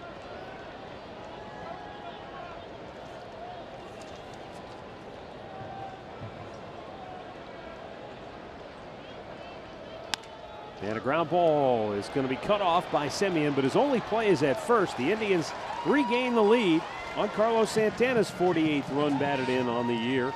And Jose Ramirez gets into scoring position with only 1 out. Well, the reason why he could only get 1 there is it wasn't directly at him. Then they had the shift on to turn a double play. So it pays off. You get your runner into scoring position and also score the run from 3rd. So Santana gets his 48th RBI. And now they'll have a couple of chances to add on with Gomes and Naquin to follow. Guys, we talk about shifts all the time. Have you guys seen a shift where there's no way to get an out at second base? That was odd. Not when he had to, the shortstop had to take it. I thought they felt he was going to pull the ball more. And I think they threw him a changeup to begin with. So he just didn't pull it enough. So it didn't match. But I'm just saying, it's just odd not to see a guy on the bag and a guy going to second base. That's because the shortstop had to make a play. Yeah, right. Exactly. When you think about the last time Santana was up, it's almost the same spot where he hit it. Except that time it was able to get through for a hit. Now he hit it over that. Now Yan Gomes 0 for 2 on the night.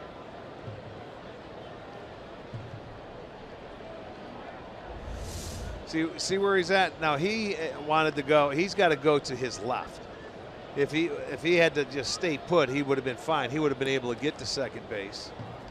But once he, got to jump on the baseball and he was moving that way, his only play was first base. Broke his bat, slow roller, and Chapman, the third baseman, throws him out. 2 down. Ramirez over to third. Injury report tonight brought to you by the attorneys at Elk and Elk. Michael Pineda going on the DL for the Yankees with an elbow injury. And Will Harris for the Astros. Astros lost tonight. Irvin Santana with another gem for Minnesota. He's kept the Twins relevant. Minnesota beating Houston 4-2.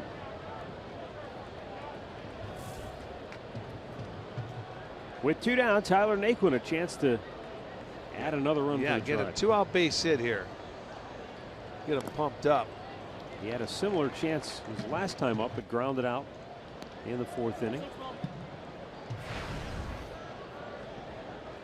Tyler 1 for 2 on the night. That base hit was a line drive to center back in the 3rd inning.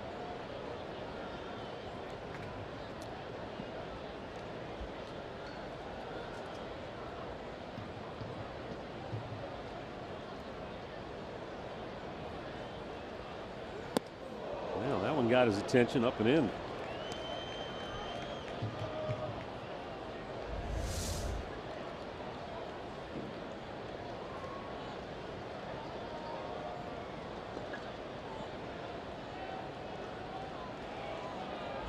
So Naquin with a 1-1 count lays off. 2 balls and a strike.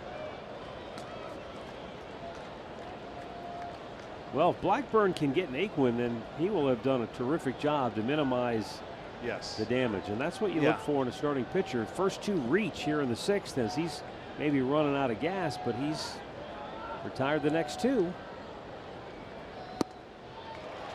Yeah, you keep it a 1-run inning, and he did a good job to minimize it. You're right. I mean, they had an opportunity, first 2 guys, 1st and 3rd, nobody out, to put some big innings, and you can see 58% strikes for Blackburn. He has walked 3, struck out 4, gave up the home run. But if he gets through it, I'm sure they'll be happy with his start. Breaking ball, line up the middle, but right there to scoop it up. Marcus Semien throws him out, and the inning is over. Indians take the lead, though. Little hit and run puts them at the corners, and a ground out gets the Indians up 3-2.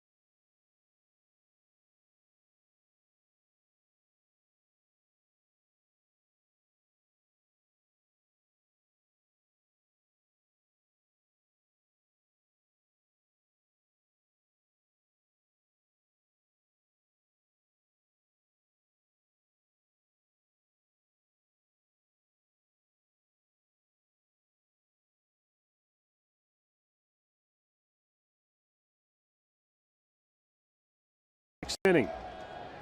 2, 3, 4 hitters due up for Oakland. Marcus Semien will lead off as Corey Kluber goes to work with the lead.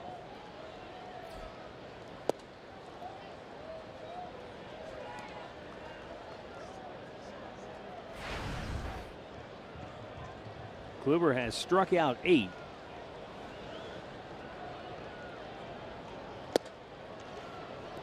But his incredible string comes to an end here tonight. Kluber had gone 5 consecutive starts in which he had allowed 1 earned run or less and struck out at least 8 batters. Ground ball to second. Eric Gonzalez takes care of that one away. But with that second run scoring, that comes to an end.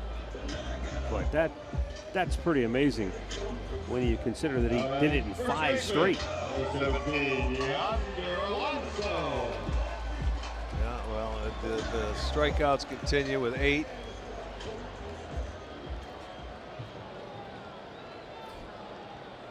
Yonder Alonso 0 for 2. Grounded out in the first, struck out in the fourth.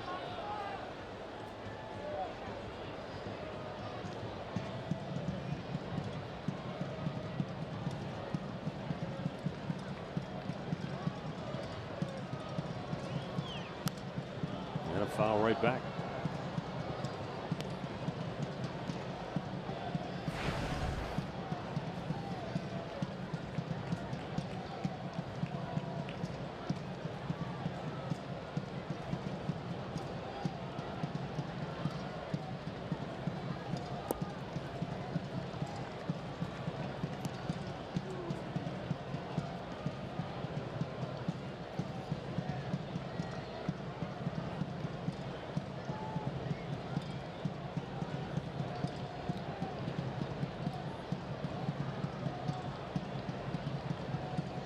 The 1-1. A little bit outside.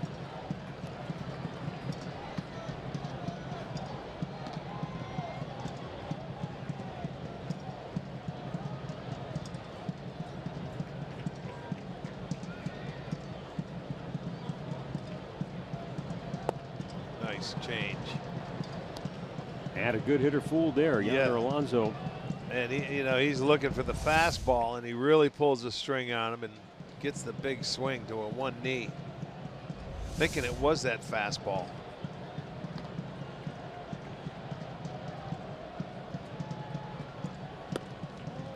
Unlike so many of the big home run hitters this year, Alonso has not been an all or nothing guy. He's hit 275 with the 21 homers, 14 doubles. 3-2. And a foul right back. Well, there's a good pitch that he fouled off, and you stay alive. And that's, if you're trying to hit homers, and that's a pitch you swing through right there because it's on the outer part of the plate, maybe on the outside edge. But he stayed on it long enough to get a piece of it. See Chris Davis on deck, lurking.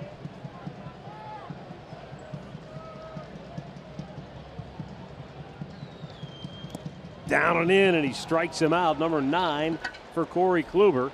2 down in the inning.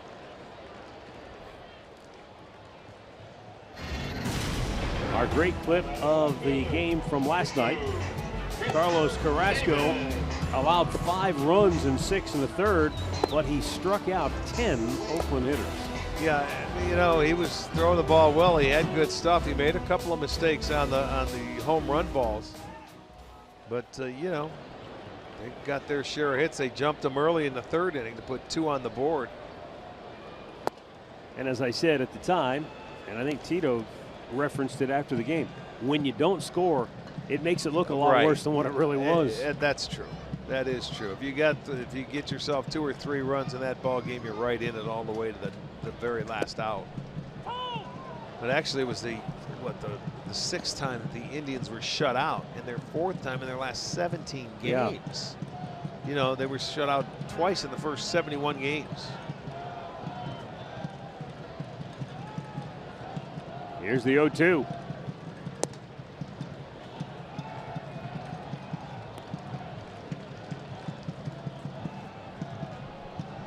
I don't want you to get into it now because with 2 outs, could be headed to a break soon. But any theories on why maybe that is? I'll think about it. The 1-2. Oh yeah, locked him up. Because I knew that was going to happen. Strikeout number 10 for Corey Kluber as the A's go 1-2-3. We go to the 7th. Cleveland 3, Oakland 2.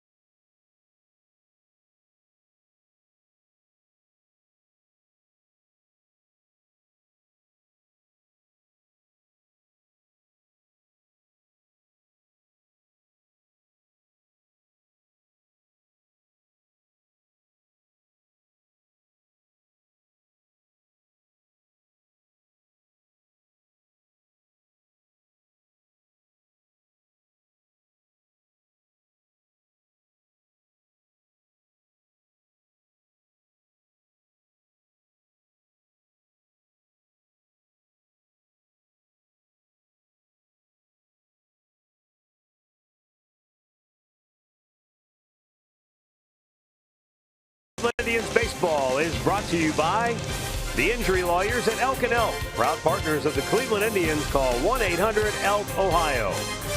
By the stylish 2017 Kia Optima. And by Smart Path Forward. Lakeland Community College is your Smart Path Forward. Enroll now. Oh, it's Ricky's night here in Oakland. Yes, it is. Cleveland Clinic call to the bullpen. Oakland goes to Liam Hendricks to pitch the 7th inning. Starter Paul Blackburn went 6, gave up 3 runs on 5 hits. Hendricks on for the 39th time this year. He has not pitched well of late. So the A's are trying to get him back on track as Eric Gonzalez fouls the first offering back. He's given up 14 runs in his last 16 games.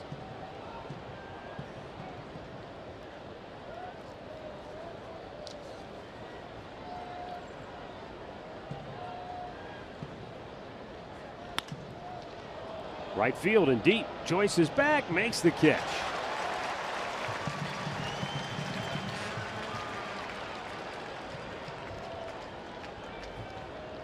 One down, top of the order. Bradley Zimmer, who has walked twice and stolen a base. Now batting, number 4, Bradley Zimmer. By the way, Blackburn in his 6 innings of work walked 4, struck out 4, and made 101 pitches.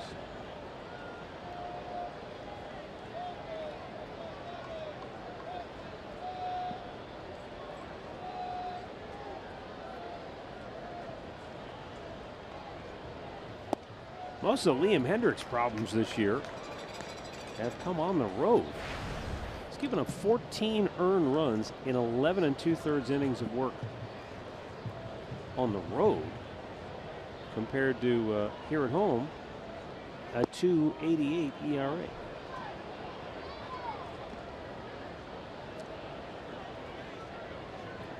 Well, this guy came out of nowhere. I remember when he was with Minnesota, and then he was starting, you know, and he wasn't going deep enough. Probably didn't have the stuff to start. They put him in the bullpen.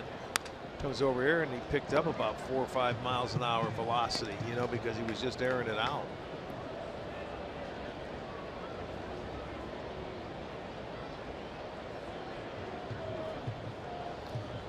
You know, you wanted to talk about that, the theory of the offense, you know, and getting shut out 4 times out of those 17 games.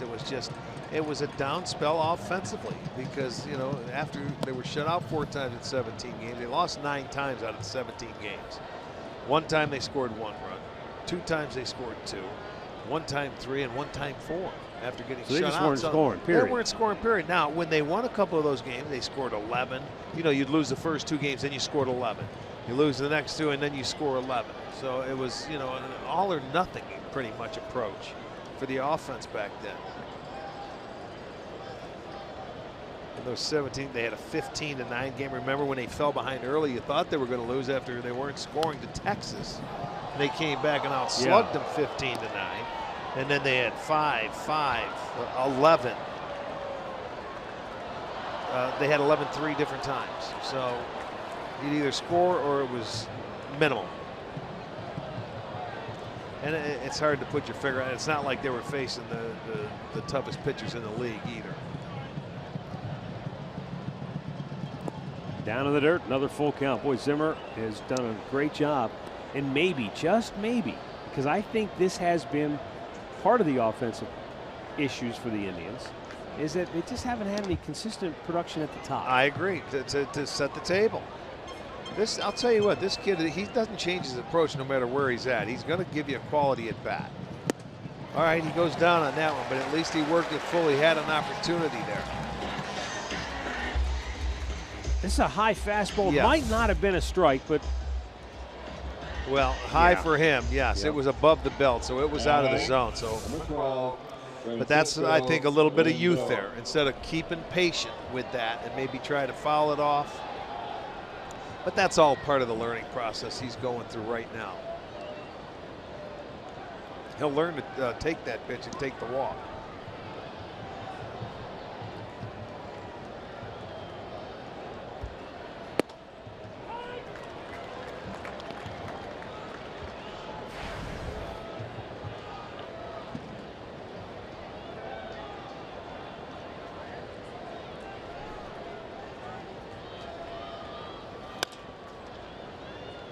Foul ball.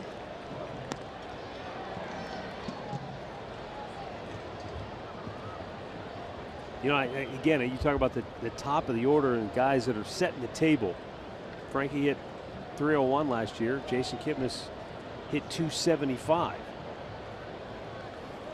And that's the big difference this year. Frankie came in hitting 252. Kip was hitting 232 before he went on the DL. So just haven't had the table setters, the traffic. And that's not, you can't put the blame. I'm not saying it's their fault, but I think it's one of the issues. Well, there's always something that's going to happen to an offense. You know, it's just a matter of making adjustments. And what they did very well last year, Matt, is when they had to score late in the game, they did, and it seemed to hold every time they did. Chris Davis makes the catch, and the Indians go in order. Stretch time in Oakland. 3-2 Cleveland.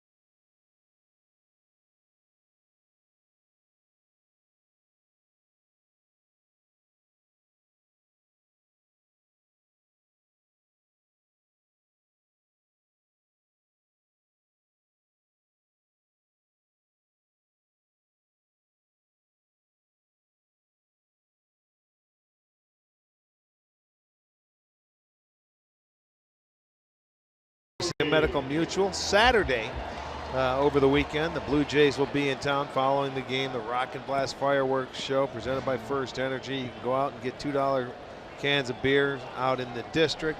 Just go to Indians.com and get your tickets. It's busy. Get them quickly. Bottom of the 7th inning, and Jed Lowry leads off for Oakland. And he looks at that changeup and swings right over the top. You can see how the hitters are geared for it. And now, you remember how Corey says he talks about the aggressiveness. If they're going to swing, he'll make sure he, does something to change that. Well, you called it earlier in the game, based on some of the success they had last night and how he can make you look foolish.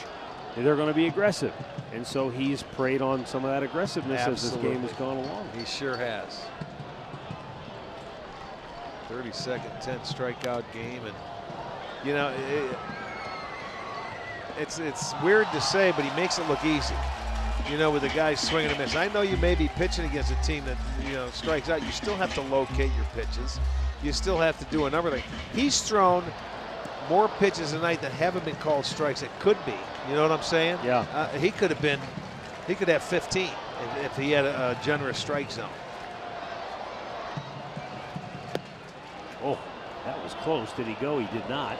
That's one of those pitches you were just talking about. Just a little bit off the plate. I'm telling you, he's had a number of those tonight that there's some umpires that it would have gone his way. Well, that's borderline. That could have been a strikeout right there on the swing.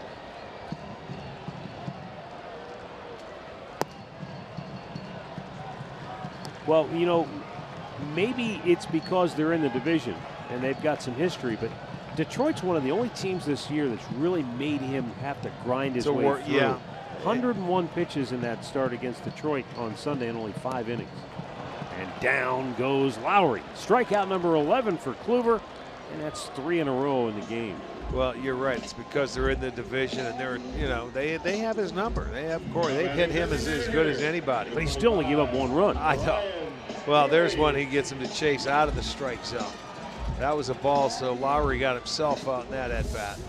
I mean, think about that. In that game against Detroit, he threw 101 pitches. 61 of them were strikes. But they only went 5 innings, which tells you a lot of foul balls, and they're spoiling, trying to stay alive. Did. Well, that's the goal when you face a good guy, is to get him out of the game early. Not many clubs can do that to Kluber. How many times do you see that against him? Kluber's always going into the 6th, if not the 7th inning and later. Because he does to a lot of lineups what you don't see many guys do. He overpowers, just overmatches them.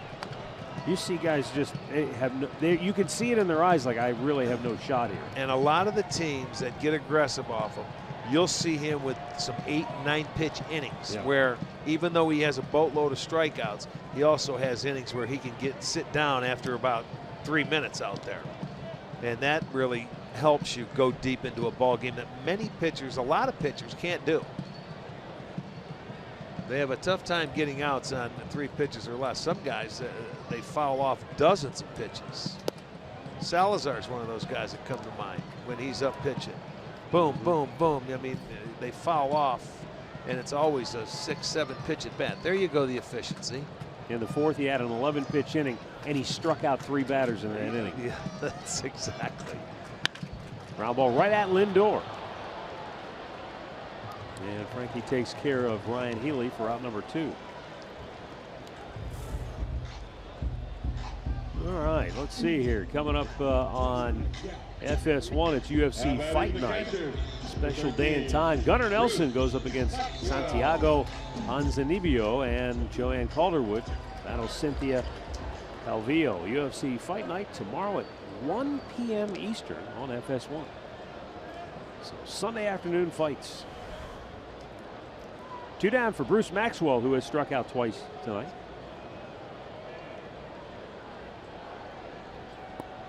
Down low.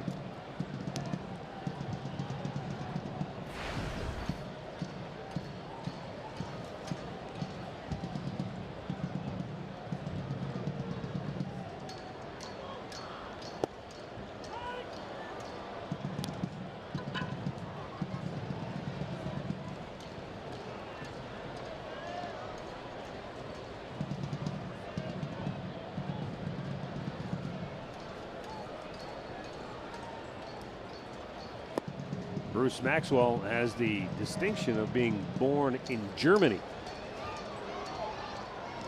His father was stationed there during a tour of duty in the military, but he basically grew up in Alabama. Went to Birmingham Southern College, Division III. He was a catcher, a backup catcher, early in his college career. Yanks that foul. I mean, think about that. And that's the great thing about baseball. It happens in football occasionally, where a guy from Division III. I think there's been a guy. I know there's been a couple of Mount Union guys. I'm sure Andre knows their name off the top of his head that have made it to the NFL. But still, even in baseball, Division III doesn't translate to making it to the big leagues. Well, no, it doesn't. It's good baseball, but just not an easy road to navigate. Well, that's where you see the hard work, the dedication, the drive, desire. That's everything. That's all part of it. As Andrew Miller is up in the Indians bullpen now. But it also tells you, Arch, that if you're good, they'll find you. You know, no question. 3-2, and Maxwell fouls it back. I mean, you can't go unseen or unheard. Now, guys may not sell you as hard to try and get you up in the pecking order, you know, and that money goes down and your chances will go down a little bit, but they will find you. These guys don't miss. Yeah. If you've got a good swinger, they're saying, hey, see that guy's arm? Maybe he'll be good enough. We can make him a pitcher if he's not a pitcher, or we can change positions with him.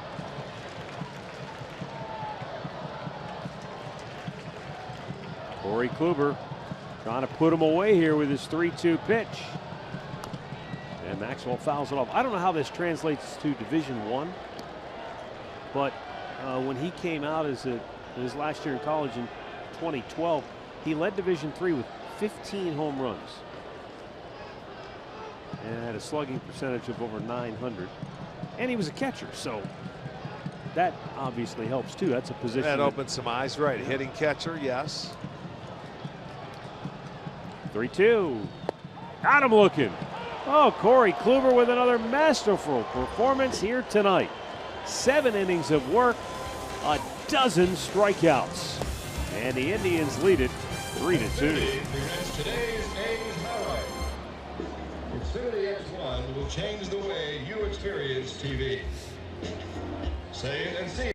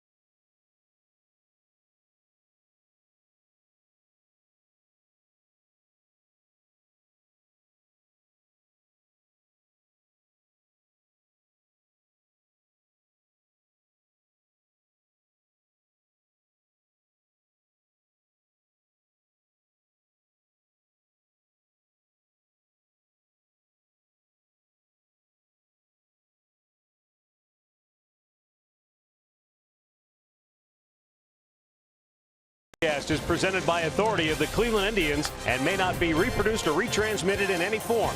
And the accounts and descriptions of this game may not be disseminated without the express written consent of the Cleveland Indians.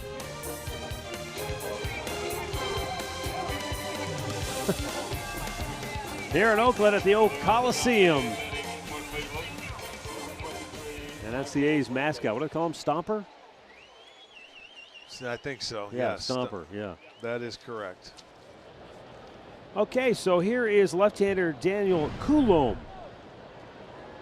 He's on to face Brantley, Encarnacion, and Ramirez.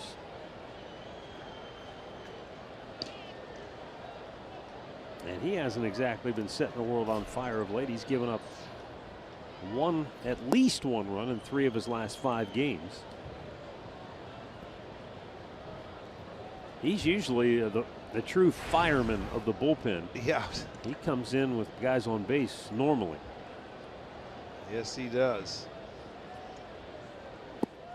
He's inherited 32 of them. That's huh? the 3rd most in the American Must League. be nice to have no traffic on the base. We'll see how he starts the inning up. Maybe he feels better with guys on. He just walks out and goes 4, put him on. You know, a lot of times, you know, managers don't like to bring relievers in with guys on base because sometimes they struggle. The inherited runner, man, is a nice stat to have. You know, it's about what, 30% is good average in the league if you can have not giving up at 30% of your inherited runners. But some guys have a hard time doing that.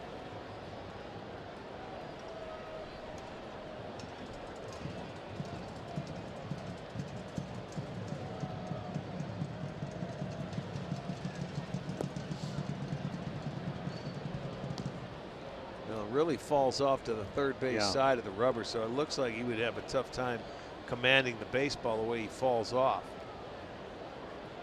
So the first guy he's facing, Michael Brantley, he's going to make him work. You know that.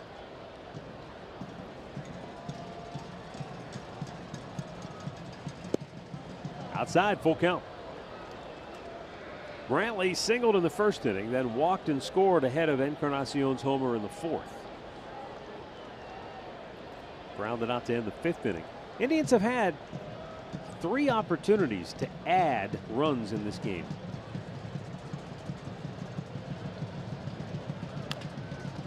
And a weak ground ball hit the 1st. Can he beat the pitch to the bag? No. Coulomb, very fleet of foot, got over there in a hurry.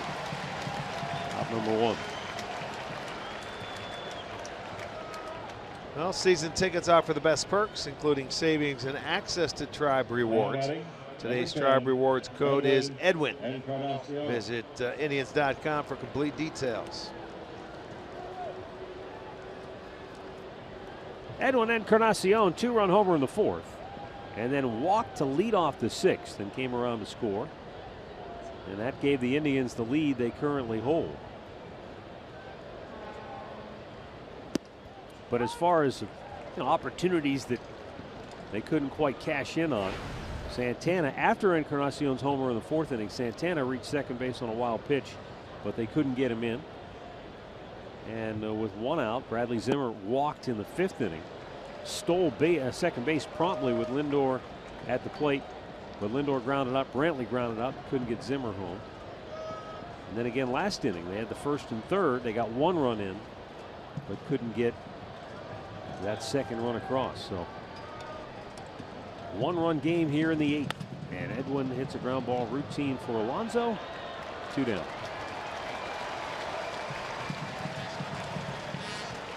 Well, speaking of the 6th inning, you had the leadoff walk and a full count, and he was sending Eddie. We talked about it, where you knew Ramirez was going to put the ball in play.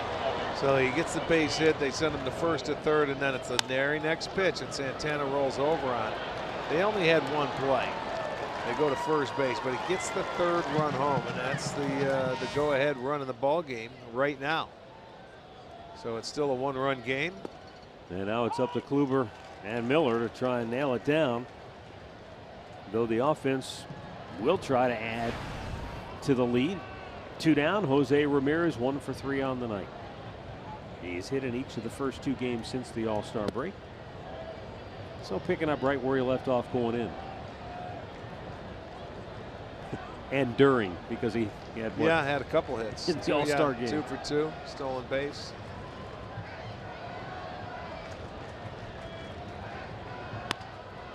Yeah, ground ball up the gut, backhanded by Lowry. 3 ground ball outs. Middle of the 8th, 3-2 Cleveland.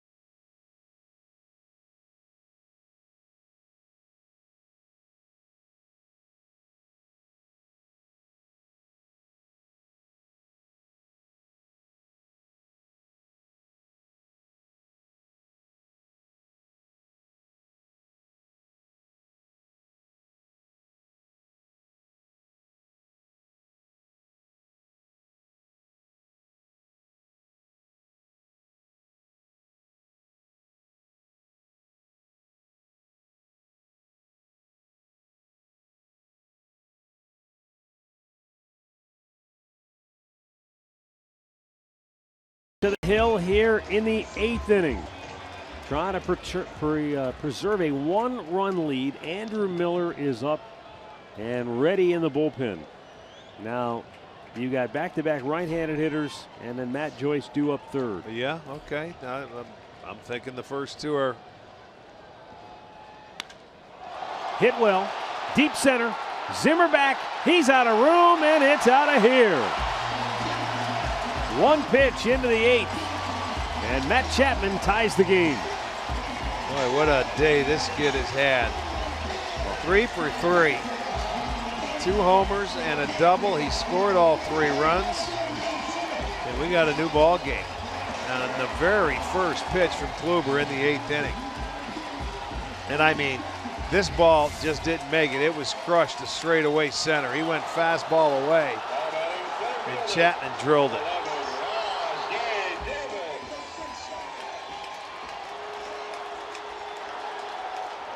Boom.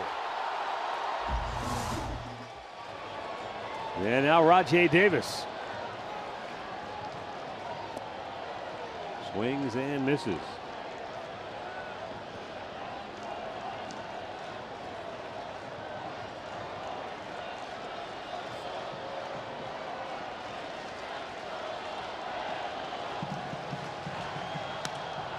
And there's a fly ball to deep left. Brantley over, makes the running catch for out number 1.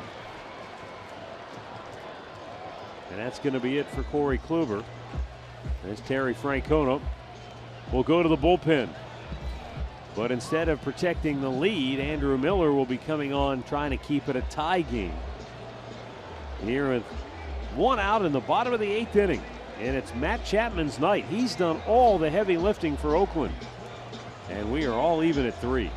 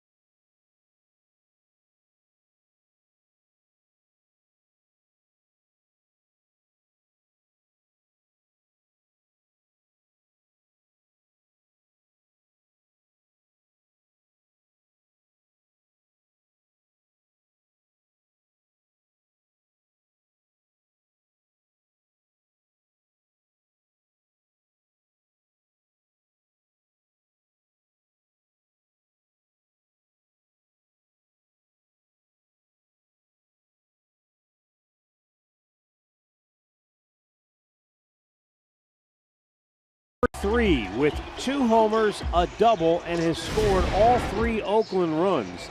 The rest of the lineup tonight is 2 for 24 with 2 singles. Yeah, that first one was a cutter. Then he fights that high fastball off for the double in his second at bat, and then smoked the heater. I mean, straightaway center field out over the plate on the very first pitch. And what a night this kid has had. You can see he has potential. 3 extra base hits. He scored all 3 runs. And with 1 out, Matt Joyce 0 for 3 on the night. Looks at an Andrew Miller slider for strike 1. Miller making his 38th appearance on the year.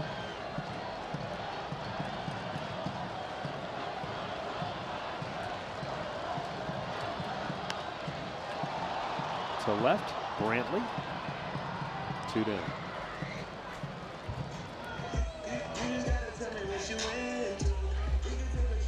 Well, we have seen in the first 2 games of this series exactly what the Oakland A's are. They strike out a ton. Kluber struck out 12 tonight. They struck out 13 times last night. So it's 25 strikeouts in the first 2 games so far. And they hit home runs. They've had 2 solo shots tonight. They had 2 solo home runs last night. Absolutely. This is exactly who they are, no doubt. But if you stay in the game, which they have, they're one swing away from getting back into the ball game, and they have. They had 59 strikeouts in the 4-game series back in Cleveland, so almost 15 a game. So there it is. But they lost 3 out of 4. They're trying to hang around and win the first 2 coming out of the All-Star break against the Tribe.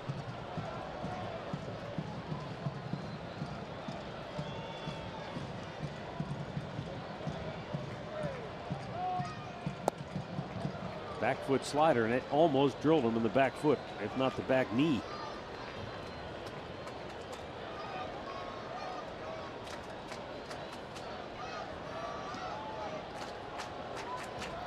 Miller's 2-2 pitch. And Semien stays alive.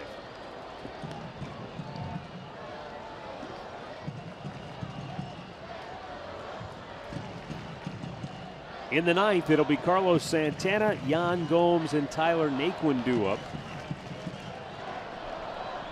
Oakland has action in their bullpen. Another foul ball by Semien.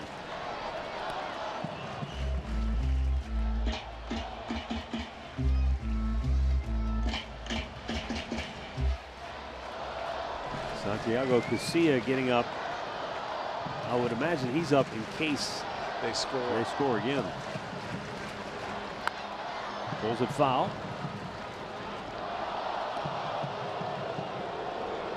And the ball boy hears it from the Oakland. It's a tough job out there. You got a lot of ground to cover and a lot of guys to protect.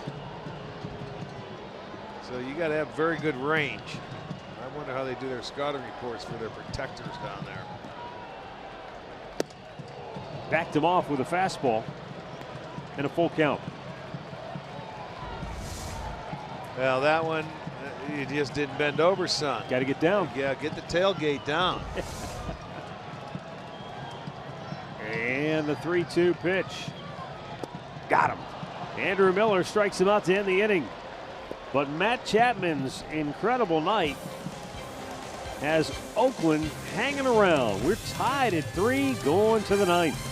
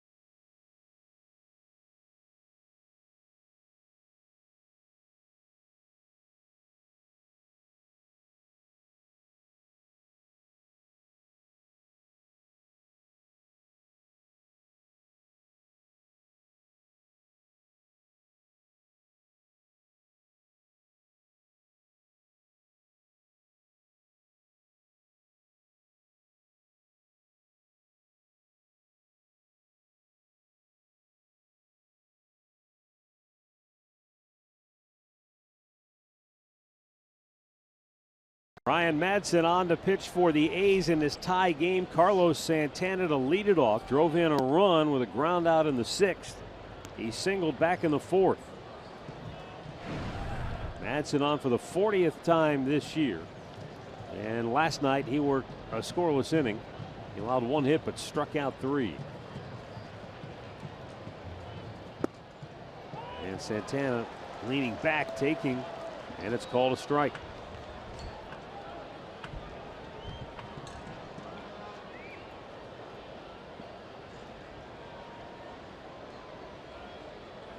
A's 3-man shift right side of the infield.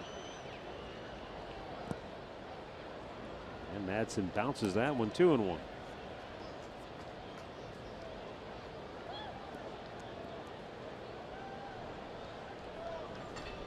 Did allow a hit last night. It was a breaking ball to Gomes, but as you mentioned, struck out the 3 other guys he faced in that inning.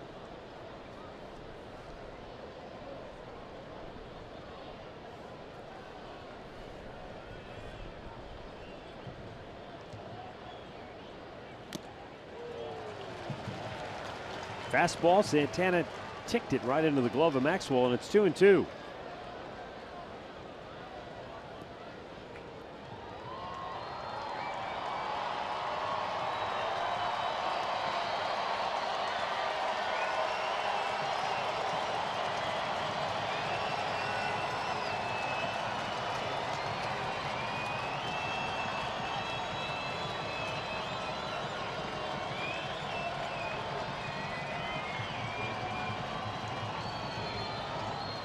Madsen deals, and Carlos fouls it back. Crowd of 33,021 here at the Coliseum tonight. Many of them were lined up early to get their hands on a Rickey Henderson jersey that was the giveaway tonight. And then Rickey threw out the ceremonial first pitch before the ball game. There's the jerseys. The 2-2. Santana pulls it just fine. Well, you can tell by that swing right there. He's just hooking everything. I know that was a changeup, but he is in dead pull mode. Not very good balance to his swing right now.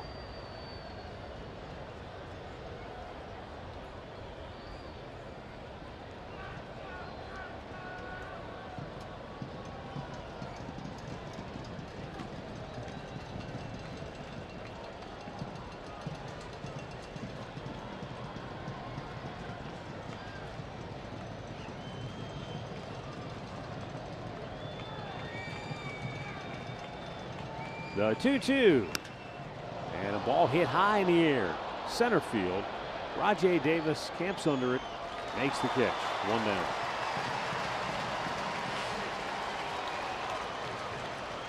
Looking back at our storylines tonight, brought to you by Mazda.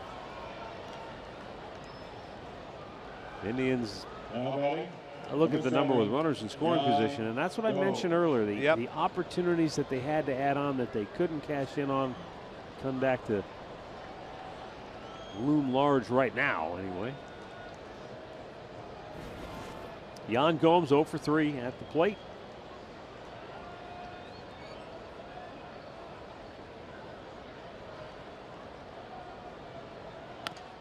And a weak tapper by the mound. It got off the glove of Madsen, but Semion's there to clean it up. 2 down.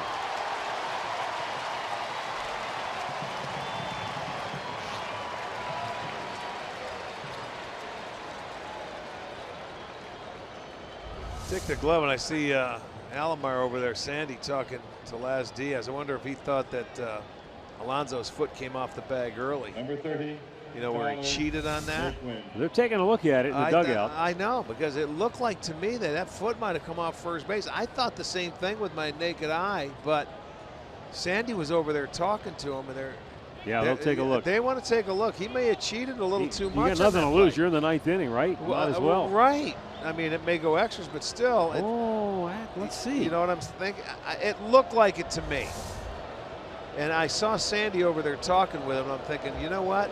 I didn't know if they would challenge it or if anybody made a big deal out of it. But for my first look, that's the first thing I thought. he was cheating on that when he took his foot off. And why not? Let's take a look at it from a different angle. From center field, as Gomes is hustling. If he stays on the base, he's out. I can't see. Well, with the white shoes and the foot. white pants, it's tough to see the foot on the base. They're going to say, no. Yeah, they're not going to. That was a tough look. But I'll tell you what, it was awfully close. Well, they didn't have to look at it long, did they? No, they didn't. They didn't. Then they had a different look than we just saw, that's for sure. But I'll tell you one thing, it was awfully close. He came close to cheat.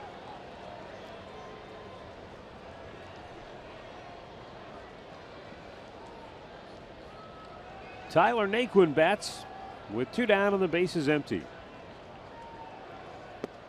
And looks at a pitch outside for ball 1.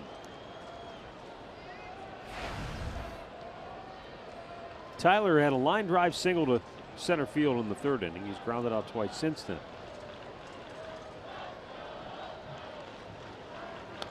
And a foul back. 1-1.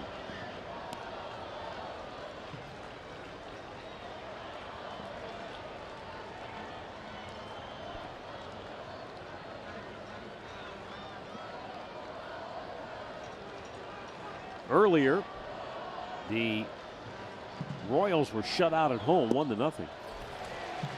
And Minnesota rebounded after losing to Houston last night. Irvin Santana pitched well, and they beat the Astros 4-2.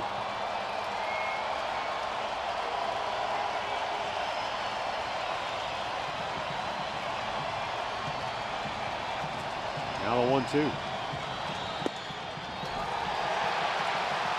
We'll go to the bottom of the 9th. Tied at 3.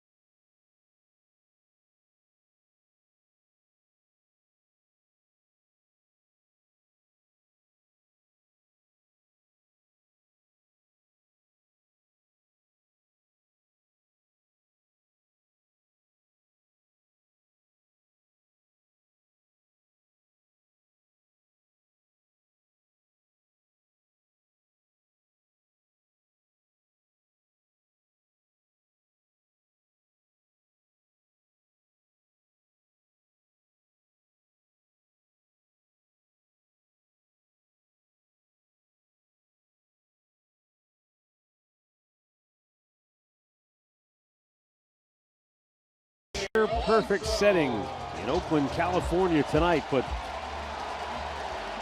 this one could be going to extra innings. The Indians hope it goes that way because the A's are into their last at bat in a tie game. 3, 4, 5 batters due up. Andrew Miller on for the Indians, and Alonso takes a fastball for strike 1. He is 0 for 3, has struck out twice. Andrew Miller retired the final 2 batters of the 8th inning. Brian Shaw is up in the Cleveland pen. And that's outside 1-1.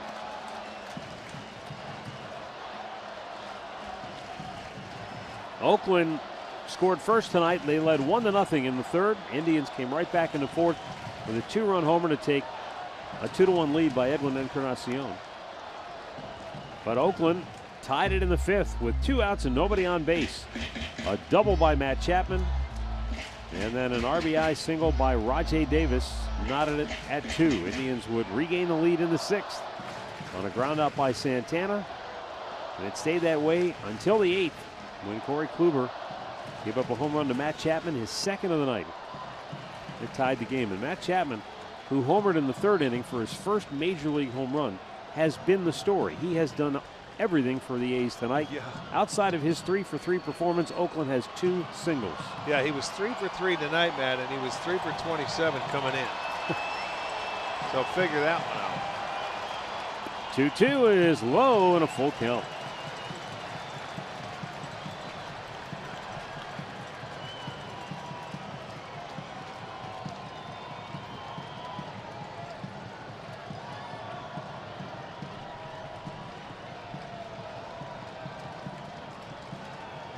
Fastball away.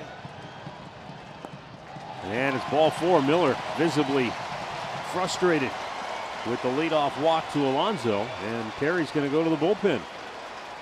So Miller faces 3 batters tonight, retires 2 of them, but walks Alonso to start the bottom of the 9th, and Brian Shaw will be coming on when we come back.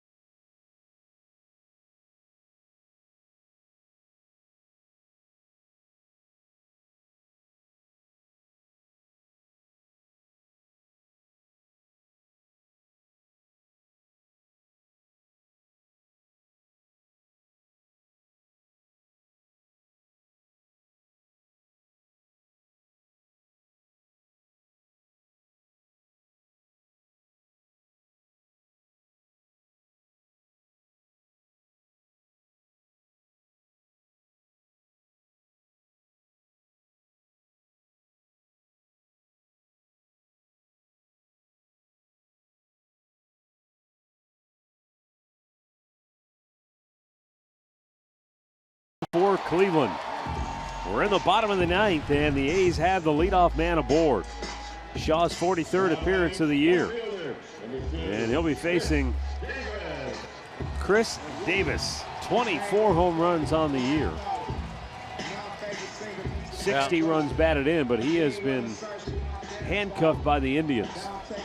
This is a guy, now, he has great power the other way. Shaw doesn't want to leave a cutter up and out over the plate to this guy because he can drive it out to right center. Very good power.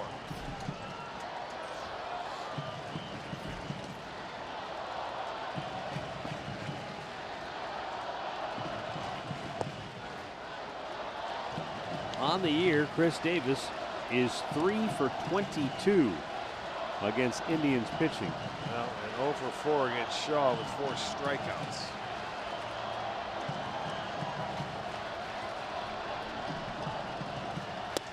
High 2-0.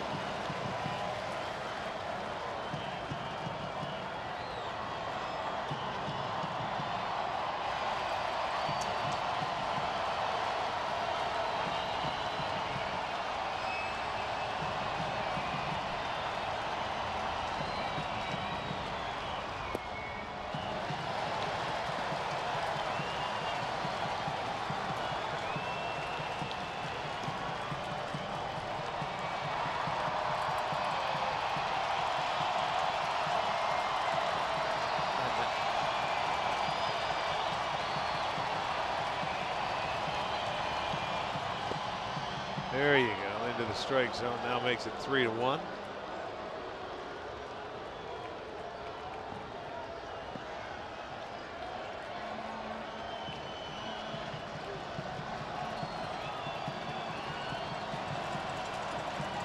Now the 3-1. And a strike called, full count.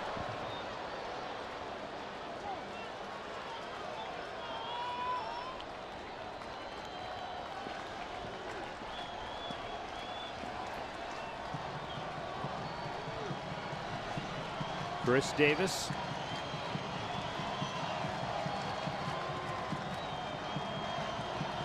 Hasn't had to offer yet. And the payoff pitch is fouled back.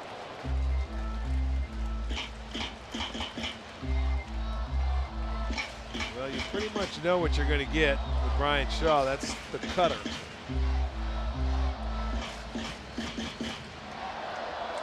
That one's away, and he's had a look at the first 5 until he fouled that one off.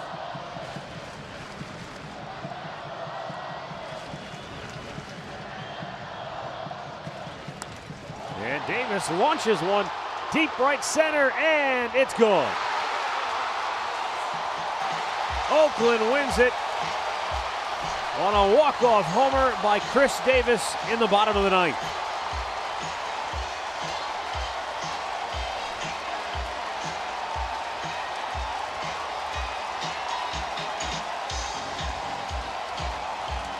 Well, the long ball again does it for the Oakland A's. Their 3rd home run of the ball game. And that did not take long. The walk, Shaw comes in, throws the first 3 balls. He got back into the count. And then throws a pitch that Chris Davis shoots to right center field to end this ball game. Can you even believe the way this played out? I mean, think about this. Say what you want about the offense. You had the lead. Right. It's a 3-2 lead going into the bottom of the 8th inning. Corey Kluber's already 100 pitches. He comes out, first pitch, boom, tie game. And then Andrew Miller, who's been Mr. Automatic, walks the leadoff man here in the 9th. And the next guy on a 3-2 pitch hits it out of here. And just like that, what looked like a win to even the series and get some momentum back, now you've dropped the first 2 and are on the verge of being swept. Absolutely. That's how quickly this game can change. Now this one is as if baseball isn't rife with second guessing. This game really is. Well, there's our Pat O'Brien play of the game, and obviously it's going to be the cutter. It's a 3-2 pitch. He saw enough of him. He went down and shoots it to right center field. That's his power alley, boys. And that's the walk-off winner for the Oakland A's. They have 7 walk-off wins. And you'll see it going over. Right center, nothing you can do. He's going to, well, it hit the ear flap and it wasn't going to knock over all the bowling pins, but it's a good night for Oakland. They come back, they hung in there. They get the long ball paid dividends for them again tonight. The winner is Ryan Madsen. He's 2-4. The loss to Andrew Miller, who is now 3-3. Time of the game, 2 hours, 45 minutes. 33,021 the attendance. Oakland is now 41-50 on the year. A chance to sweep the Tribe tomorrow afternoon in the series finale. Indians fall to 47-42 on the year. Well, stay tuned for Indians Live. Al and Jensen are coming up next. We'll be back tomorrow with the series finale from Oakland. Until then, have a great night.